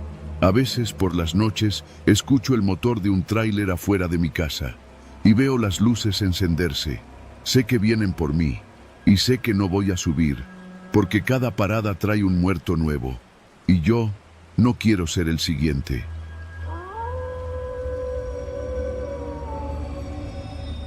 Subí y limpié la ventana. Me dije a mí mismo que alguien me estaba jugando una broma, que seguro era algún vago, pero esa fue la primera noche en que vi al primero. Kilómetro 112, casi las 2 de la mañana. La carretera estaba vacía, solo mi tráiler y la oscuridad. Pasé una curva y entonces lo vi. En medio de la carretera, un cuerpo, tirado, un hombre. Frené de golpe, bajé como pude, corrí hacia él, no se movía, estaba boca abajo, tenía las ropas rasgadas, una mancha de sangre en la espalda y los dedos torcidos como si los hubieran quebrado con un martillo. Lo toqué, estaba frío, más que el aire. Y entonces escuché pasos detrás de mí. Me volteé, no había nadie. Volví a mirar al cuerpo, ya no estaba. Corrí de regreso al camión con las piernas flacas del miedo. Arranqué. Seguí manejando sin parar, con las luces altas, los ojos abiertos como platos. Me repetía que era el cansancio, que estaba viendo cosas. Pero al amanecer, cuando llegué al siguiente retén de la Guardia Nacional, vi un cartel nuevo en el parabrisas de la caseta. Se busca. Camionero desaparecido. Última ubicación conocida. Parada en la venta. Traía camisa blanca y jeans rotos. Era el muchacho de la gasolinera. Pasaron las horas. Ya no me detenía. No confiaba en nadie. No hablaba con nadie por radio. Solo quería llegar, entregar la carga y regresarme a la ciudad. Pero en cada parada, sin excepción, me pasaba lo mismo. Veía un cuerpo tirado en la carretera, diferente cada vez.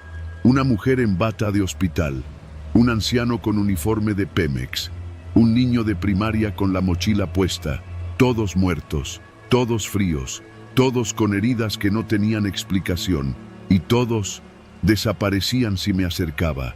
No dormí en 3 días. Cuando llegué al depósito en Villahermosa, parecía un zombi. Bajé la carga, firmé la hoja, no dije ni una palabra. Nadie me preguntó nada. Subí al tráiler para iniciar el regreso, pero antes de arrancar, vi en el retrovisor algo que me heló el alma. Detrás de mí, sentados en los asientos del camarote del tráiler, había 5 personas, las mismas que vi muertas en la carretera, y me estaban mirando. No recuerdo cómo llegué de regreso a la Ciudad de México. Solo sé que abandoné el tráiler en un corralón y nunca volví por él. Me encerré en mi casa. No he vuelto a manejar, ni siquiera coche. Durante semanas no podía dormir. Tenía la sensación de que alguien caminaba por mi casa en la madrugada. Escuchaba susurros detrás de las paredes. Oía pasos en el pasillo. Hasta que un día encontré una foto en mi buzón. No tenía sobre. Solo estaba ahí, doblada en 4. Era una foto vieja, en blanco y negro. Mostraba una fila de tráileres, todos detenidos en fila, en la venta. Y frente a uno de ellos, estaba yo. Pero no como soy ahora. Yo, más joven, tal vez 20 años atrás. Y a mi lado, 5 cuerpos tirados en el piso. Desde entonces, vivo solo. No tengo contacto con mis viejos amigos de la carretera. No contesto llamadas. No acepto visitas. A veces, por las noches, escucho el motor de un tráiler afuera de mi casa y veo las luces encenderse. Sé que vienen por mí y sé que no voy a subir, porque cada parada trae un muerto nuevo. Y yo no quiero ser el siguiente. La abrí. Un olor rancio, espeso y metálico salió como un puño directo a la cara. Era como si algo se estuviera pudriendo desde hace semanas.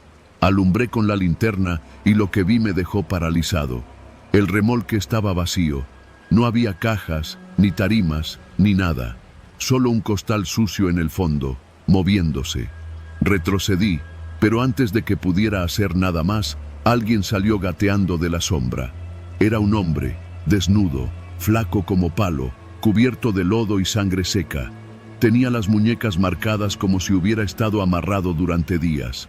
Me miró con unos ojos que parecían de otro mundo. «Por favor», dijo con la voz raspada, «no me regreses ahí». Me temblaban las piernas.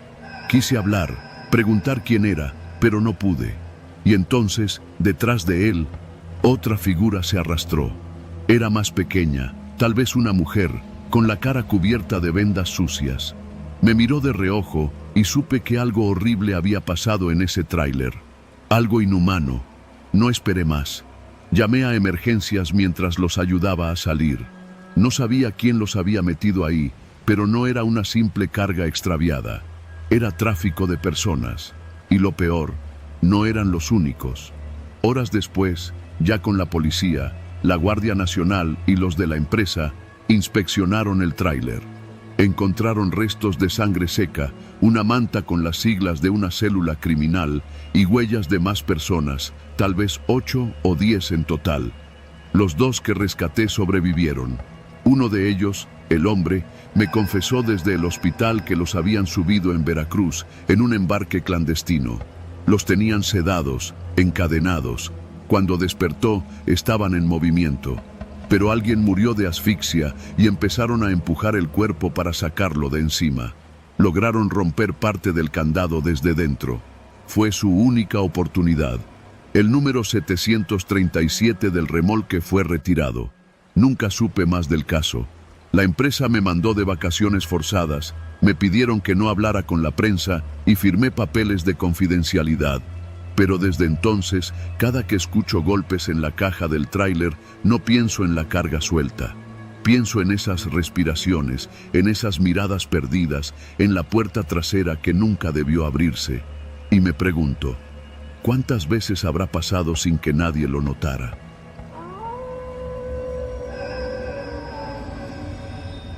Trabajo como ayudante de una empresa de transportes en el norte de Veracruz, cerca de Tuxpan. No soy camionero, aunque todos me conocen en la terminal como el Chavo del Diésel. Mi trabajo consiste en llenar tanques, revisar presiones de llantas, hacer cambios rápidos de aceite y sobre todo, estar disponible en cualquier emergencia. Básicamente, soy un comodín. Casi todos los camioneros me respetan, casi todos. La base donde trabajo es grande, sucia, ruidosa. Las unidades llegan de madrugada, calientes como comales, con los frenos al rojo vivo. Algunos choferes son buena gente, otros no. Y hay un grupo en particular, los que se hacen llamar los de la 14, que siempre me cayeron mal. Son tipos pesados, de esos que bromean entre ellos con cosas que no dan risa, que se ríen cuando alguien se lastima, que abusan de los novatos y se protegen entre ellos. Nadie los confronta. Son 6 en total, pero los líderes son Memo y Chuy. Yo nunca tuve problemas con ellos directamente, hasta hace como 3 meses. Fue por una pendejada. Una noche Memo me pidió que le llenara el tanque sin que se registrara en el sistema. «Te toca una lana si no anotas nada», me dijo. Me negué. No era tanto por la ética, a veces sí lo hacía, no te voy a mentir, sino por el tipo de cliente que traía ese viaje. Sabía que revisaban todo. Si me agarraban a mí, me botaban. Y Memo, como si nada. El problema fue que a los 3 días alguien me robó la mochila con mi celular y mis identificaciones de la bodega. Nunca apareció. Sospeché, pero no acusé. Pasó el tiempo y los de la 14 me traían entre ceja y ceja. Me aventaban las herramientas, me hacían bromas pesadas y cuando algo salía mal, me echaban la culpa. Yo aguanté. Lo que no sabía era que me estaban cocinando algo peor. El viernes pasado, cerca de las 6 de la tarde, me llamaron de emergencia para suplir a Jorge, un chofer que se había accidentado. La empresa tenía una entrega urgente en Tampico y necesitaban que alguien llevara el tractocamión con la caja hasta una zona de transferencia. Nunca había manejado una unidad tan grande en carretera, pero tengo licencia tipo E, así que acepté. Me dijeron que todo estaba listo, que el camión estaba revisado, con la carga asegurada. Tenía que salir de inmediato. Cuando me dieron la llave, noté que la unidad era la CN844, una caja refrigerada que usualmente manejaba Memo. Me pareció raro, pero el despacho dijo que Memo había rechazado el viaje. «Está enfermo», dijeron. Salí de la base justo antes de que oscureciera. El camión traía frenos de aire, suspensión buena, y aunque la dirección estaba un poco dura, no me preocupé. El camino de Tuxpan a Tampico es largo, recto por tramos, con muchas curvas cerradas y bajadas intensas entre Tantoyuca y Ébano. La primera parte del trayecto fue tranquila. Manejé con precaución, escuchando un corrido de fondo para mantenerme despierto. Llevaba menos de 2 horas cuando empecé a notar algo raro. Cada vez que pisaba el freno en bajadas, sentía una ligera vibración, como si algo no estuviera del todo firme. Paré a la orilla del camino, revisé visualmente las mangueras y las válvulas. Nada anormal. Supuse que podía ser desgaste de balatas. Seguí. Al llegar al kilómetro 107, justo antes de una bajada larga conocida como La Sierpe, porque hace un zigzag peligroso entre cerros, sentí el freno de motor más débil de lo normal. Bajé de velocidad, metí cambio y me preparé. Pero al empezar la pendiente, pisé el pedal del freno y no pasó nada. El pedal se fue hasta el fondo como si pisara una esponja mojada. Nada, ni un solo chasquido de presión. Intenté usar el freno de motor otra vez. Nada. Jalé el freno de emergencia y sentí un tirón breve, pero enseguida empezó a vibrar el volante de manera brutal. La caja se movía como si se fuera a voltear. No estaba bajando, estaba cayendo. La carretera se volvió un infierno. Los árboles pasaban como látigos verdes a los costados. Los autos que venían en sentido contrario se abrían, tocaban el claxon, me hacían luces. Yo solo sostenía el volante con ambas manos y trataba de mantenerme en la línea, mientras el camión botaba como un toro sin riendas. A lo lejos vi la curva más cerrada de todas, esa donde hace unos meses un doble remolque se estampó y murieron 3 personas. Sabía que si no frenaba, me iría directo al barranco. Mi única opción era tirarme contra la ladera y dejar que el terreno me frenara. Lo hice. Giré con todo, soltando el volante para no romperme los brazos. La unidad se fue contra la maleza, la caja se dobló con un estallido de fierros y todo se volvió un estruendo de golpes, vidrios, polvo y ramas rompiéndose. Cuando todo paró, estaba colgando del cinturón, con la cara sangrada por los vidrios y el pecho ardiéndome por el golpe del volante. Pero estaba vivo. La ambulancia tardó más de 40 minutos. Mientras tanto, varios campesinos que escucharon el estruendo se acercaron y me ayudaron a salir. Uno de ellos me dijo que había visto pasar el camión como alma que lleva el diablo, que pensó que iba sin conductor. Llamaron a la Guardia Nacional y mientras llegaban, uno de los campesinos me ofreció agua. Yo apenas podía hablar. Al día siguiente, ya en el hospital, llegó un supervisor de la empresa. Su cara era pálida. Me dijo que habían revisado la unidad. Los frenos habían sido cortados. Las líneas de aire estaban seccionadas con un corte limpio, como de cúter.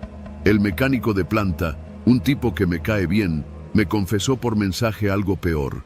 No solo estaban cortados, habían disimulado el corte metiendo pegamento para que aguantara unos kilómetros y luego fallara por completo. Fue intencional. Alguien quería que ese camión no llegara. El único que sabía de ese viaje a última hora era el despacho y los de la 14. Desde entonces no he vuelto a trabajar. Estoy en casa, recuperándome. Me fracturé 2 costillas y tengo una cicatriz en la frente que me arde cada vez que la toco. La empresa me pidió discreción, incluso me ofrecieron una indemnización si no presentaba denuncia. Me dijeron que no querían problemas con los sindicatos. Pero yo sí quiero problemas. Tengo nombres, tengo pruebas y tengo rabia. No soy un héroe ni busco justicia poética. Pero Memo y Chuy no contaban con que el camión que sabotearon no lo iba a manejar su enemigo, sino un simple ayudante, y aún así fallaron. La próxima vez no será tan fácil, porque yo no olvido.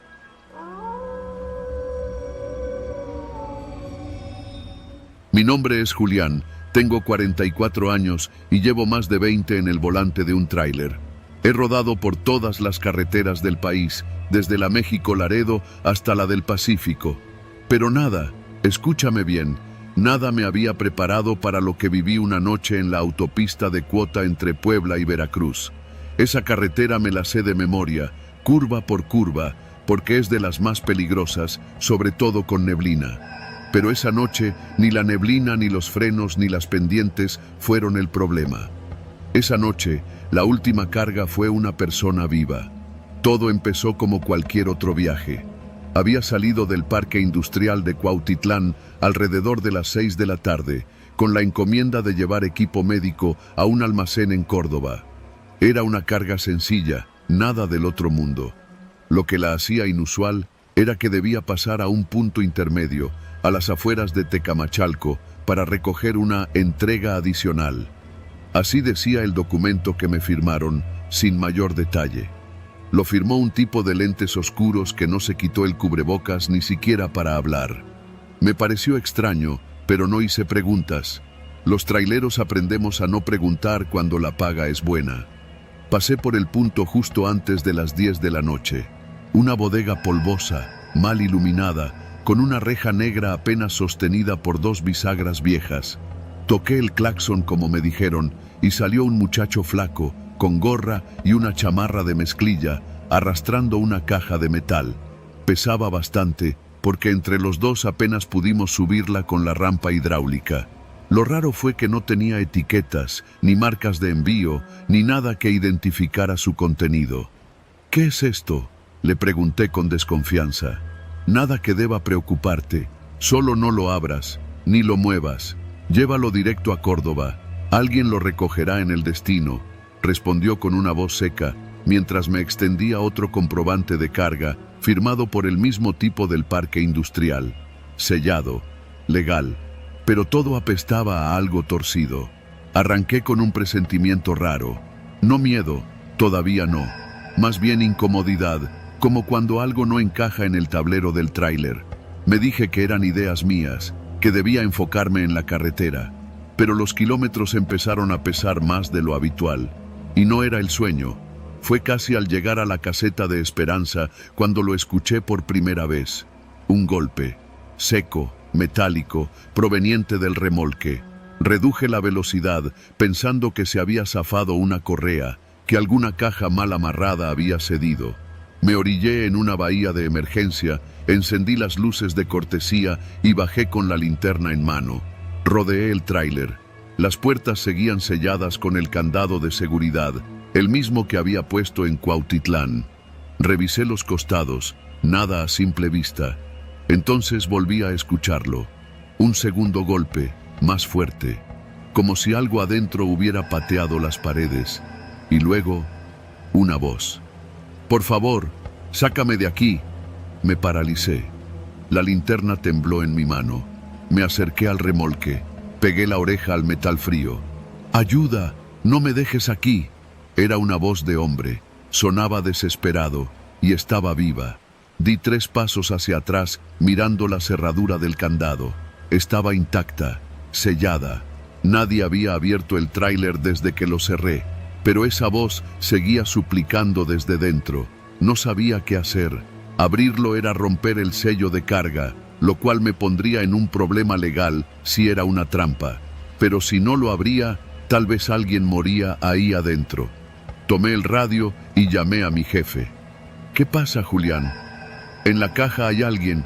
Hay una persona viva ahí adentro. Estoy oyéndolo». Silencio.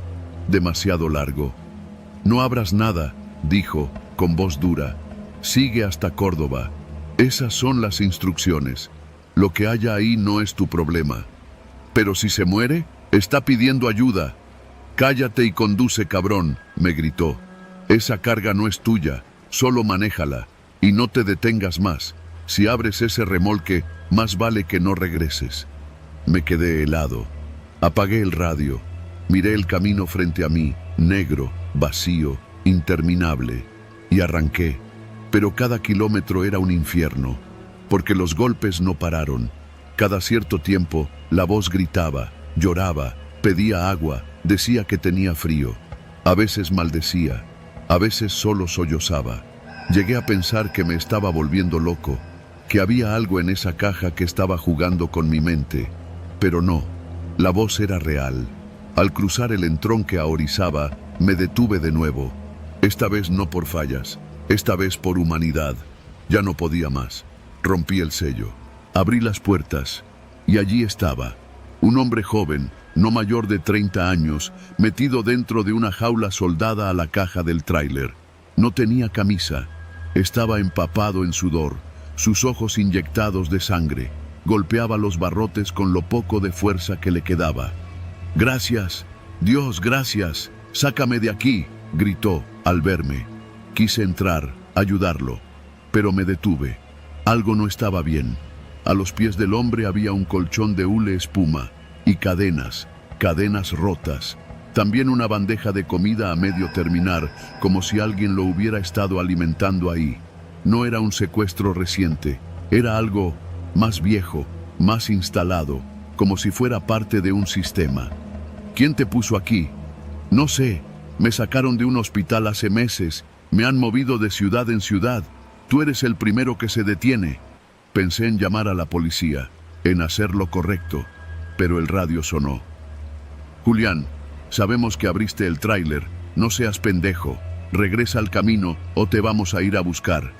La señal venía del mismo canal de mi empresa, pero no era mi jefe, era otra voz, fuerte, fría, con tono de amenaza. El muchacho me miró, suplicante. «No me dejes aquí, por favor, ya no aguanto más. Me drogan, me inyectan cosas, me llevan como animal». Tenía que decidir. En ese momento, subí a la cabina. Busqué una llave que llevaba oculta. Siempre cargo con una cortadora de candados por si se atoran los cerrojos. Corté las cadenas de la jaula. El muchacho salió arrastrándose, apenas con fuerza para sostenerse en pie. Le di mi botella de agua. Me dijo su nombre, Emiliano. «No tengo a dónde ir», me dijo. «Yo te llevo», le respondí. «Pero primero, vamos a desaparecer». Apagué el GPS del tráiler. Tomé un desvío hacia una comunidad en las faldas del pico de Orizaba, donde tengo un compadre que maneja un taller. Le dejé la caja del tráiler con una historia falsa sobre una avería. A Emiliano lo escondí en la caja del dormilonera. Esa noche dormimos en la carretera, bajo una llovizna callada. Días después, con ayuda de mi compadre, lo llevamos a un albergue seguro. Cambió su nombre. Se fue a otro estado. Yo renuncié. Los de la empresa me buscaron. Me ofrecieron dinero para que regresara, para que olvidara todo. Les dije que no, que si volvían a llamarme, yo hablaría. Nunca más supe de ellos. Hoy manejo para mí. Camioneta chica. Reparto verduras entre pueblos de Morelos. Lo suficiente para vivir. Pero no me quejo. A veces, cuando paso por la misma carretera, veo cajas cerradas en los remolques de otros trailers. Y me pregunto cuántas de ellas llevan lo mismo. Gente, personas, vidas escondidas entre el metal, el motor y el silencio. Yo abrí una, y eso me cambió para siempre.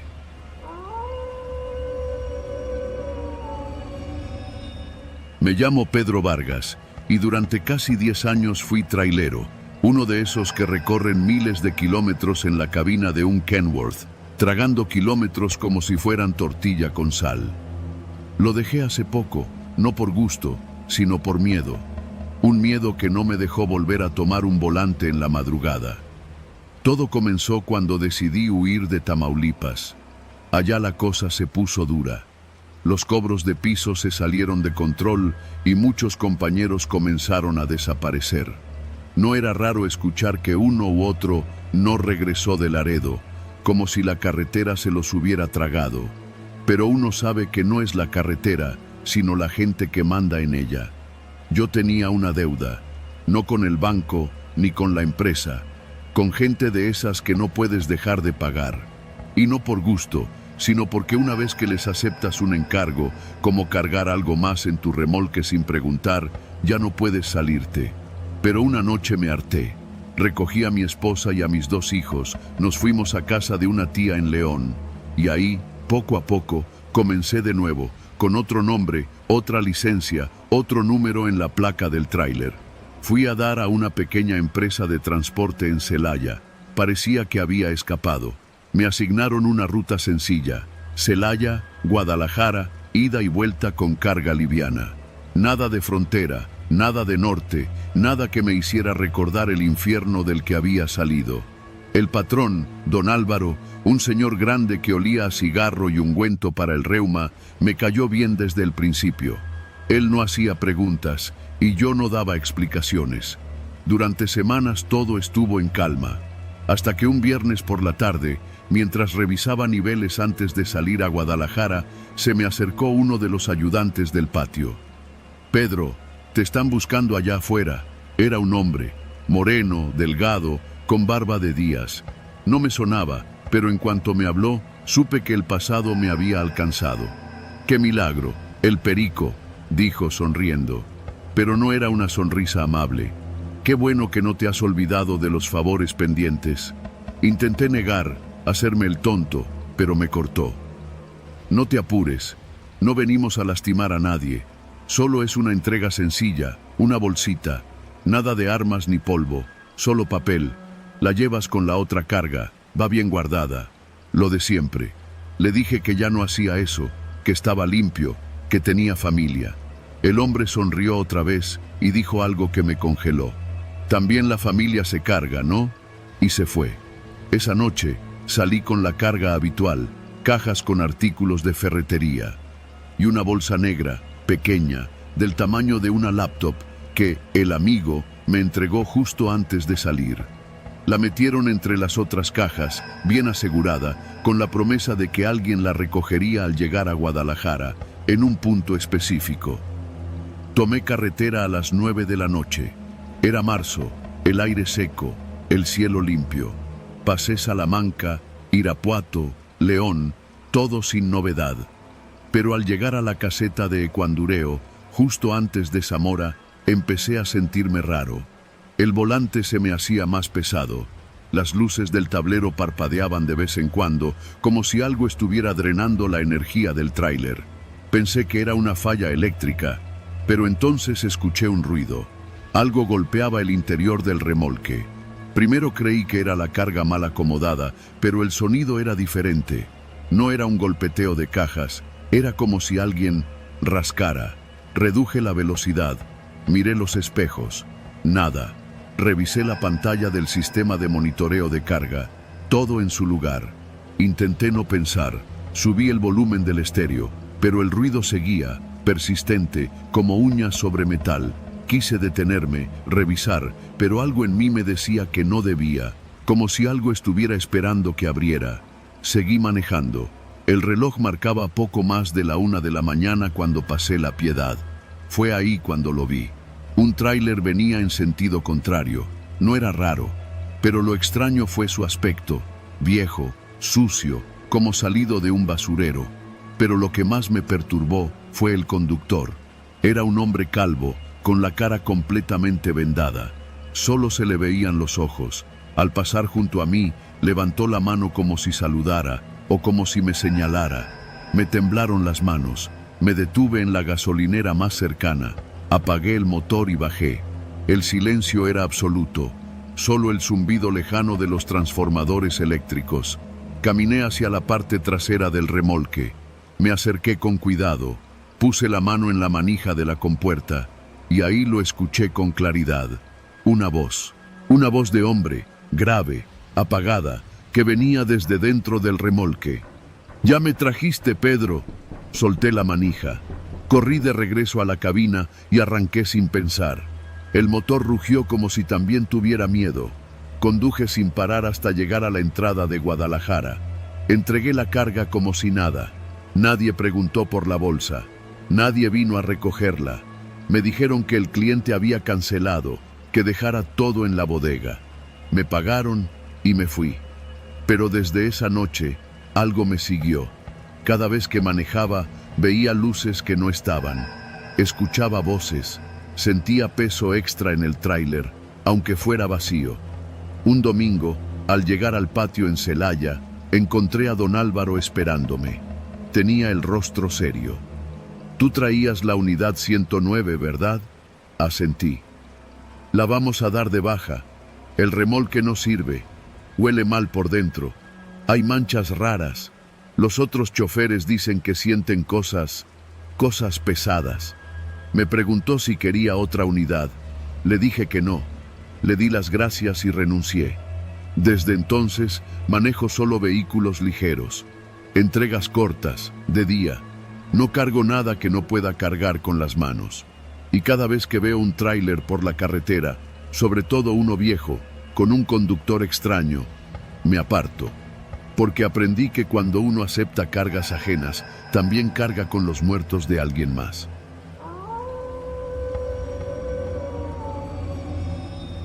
Me llamo Rodrigo Treviño. Tengo 52 años y llevo más de la mitad de mi vida arriba de un tráiler. Mis hijos me dicen que algún día me va a tragar la carretera, que un día me voy a ir en ruta y no voy a volver. A veces creo que no lo dicen en broma. Esto que te voy a contar pasó hace menos de un año, cuando me tocó una ruta doble desde el puerto de Manzanillo hasta Ciudad Juárez. O sea, ida y vuelta con doble remolque, sin compañero, porque así es esto. Si aguantas, te lo pagan mejor. Me prometieron un bono grande si lo hacía en menos de 5 días, así que acepté sin pensarlo. Lo raro comenzó al segundo día. No recuerdo haberme dormido. No tengo memoria de haber cerrado los ojos ni de haberme orillado. Solo sé que, de pronto, abrí los ojos y ya estaba manejando. Y no fue como esas veces en las que te pierdes en la rutina del camino. No, esto fue diferente. Cuando desperté, el sol ya estaba bajando y no reconocí la carretera, ni los cerros, ni las curvas, ni los pueblos a lo lejos. Revisé el tablero. El marcador del odómetro me decía que ya llevaba más de 800 kilómetros recorridos desde la última parada que sí recordaba. No sabía cómo había llegado tan lejos ni por dónde me había ido. Miré a mi alrededor buscando referencias, pero no había ni un letrero. Solo curvas y curvas entre cerros secos y una antena vieja al fondo, oxidada y torcida. Revisé el GPS del celular. Sin señal.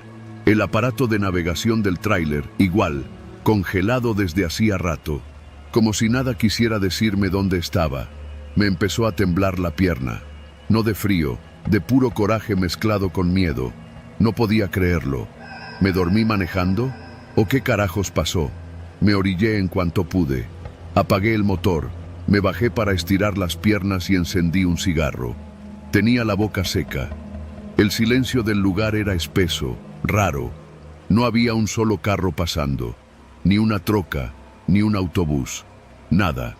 Solo los sonidos del monte, unos grillos, el viento entre los arbustos y lo más inquietante, una especie de zumbido lejano, como un motor viejo que no terminaba de arrancar, aunque no había nada a la vista. Saqué un Red Bull de la hielera y lo tomé de golpe. Algo estaba mal conmigo. Nunca me había pasado. Nunca, en más de 20 años. Volví a subir al tráiler. Encendí el motor. Tenía que avanzar, aunque no supiera bien a dónde. Me dije, voy a seguir hasta ver un letrero, una gasolinera, un algo. Lo que sea. No podía quedarme ahí. Manejé por lo menos otra hora sin ver alma alguna. Y entonces vi algo en la orilla. Una caseta vieja, de esas de vigilancia, pintada con los colores de la Guardia Nacional, pero desteñida. Había un pick-up blanco estacionado al lado. Me dio gusto. Pensé en detenerme para pedir ayuda, aunque solo fuera para preguntar por el rumbo. Me acerqué, bajé la velocidad. Cuando estuve lo suficientemente cerca, vi que el pick-up no tenía placas. El logo en la puerta estaba raspado, como borrado a propósito. Me empecé a arrepentir, pero ya era tarde. De la caseta salió un tipo. No llevaba uniforme. Tenía un chaleco antibalas y un rifle colgando del pecho. No me apuntó, pero tampoco me saludó. Solo me hizo una señal con la mano para que bajara la ventanilla. ¿De dónde vienes?, preguntó, sin rodeos. De Manzanillo, dije. Llevo carga para Juárez. El hombre me miró unos segundos sin decir nada. Sus ojos eran chicos, oscuros. Tenía la piel quemada por el sol y una cicatriz que le cruzaba el pómulo derecho. ¿Qué traes? Fertilizante y herramientas. ¿Te revisaron en Mazatlán? Me costó trabajo responder. ¿Mazatlán? Ni siquiera sabía si ya había pasado por ahí. En ese momento me di cuenta de algo peor. No recordaba las últimas 20 horas. Mi silencio lo puso tenso. ¿Todo bien, patrón? Sí, mentí. Perdí la señal del GPS. Me vine por donde me marcaba el sistema. Pero creo que me desvié. Él no dijo nada por varios segundos. Luego asintió lentamente, como si entendiera algo que yo no. Siga derecho. Cuando vea una curva doble, tome la segunda salida. Va a salir a carretera federal, pero no se detenga ahí, ni aunque vea gente, ni aunque lo paren. ¿Entendido? Tragué saliva. Sí. Suerte. Volví a acelerar, sin mirar atrás. Sentí que me observaba por los espejos. El miedo se me fue metiendo en el pecho como agua fría. No era la primera vez que me encontraba con alguien armado en la carretera, pero había algo en ese tipo, en la manera en que hablaba, como si supiera que yo no estaba ahí por accidente. A los 20 minutos, llegué a la curva doble, tal como me dijo. Y sí, en la primera salida vi lo que parecía un retén improvisado. Una camioneta cruzada a media vía, gente parada con armas y chalecos, pero no eran militares. Eso lo notas de inmediato. Me pasé de largo sin frenar. Por el espejo, vi que uno de ellos alzó el brazo como para señalarme. Pero nadie me siguió. Tomé la segunda salida. El camino era más angosto, lleno de baches. Pero unos minutos después, vi la gloriosa señal verde. Carretera Federal 16, rumbo a Chihuahua. Quise gritar de alivio. Pasé las siguientes horas recuperándome del susto, tratando de poner en orden mis pensamientos. Y fue ahí, en ese tramo rumbo al norte, cuando noté algo más. Mi libreta de registros tenía un hueco. No era solo que no recordaba las últimas 20 horas, era que en los papeles tampoco existían. Había una hoja arrancada. Yo nunca arranco hojas de esa libreta. Jamás.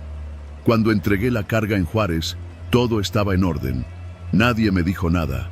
Me firmaron, me pagaron, pero la sensación de que algo raro me había pasado no me dejaba en paz. Desde entonces empecé a poner cámaras internas en la cabina, no para grabar el camino, sino para grabarme a mí mismo, lo que hago, lo que digo, lo que duermo. No me ha vuelto a pasar algo así, pero te juro que no hay noche en la que no me despierte pensando en esos 800 kilómetros de los que no tengo recuerdo. Y a veces, mientras manejo por carreteras vacías al amanecer,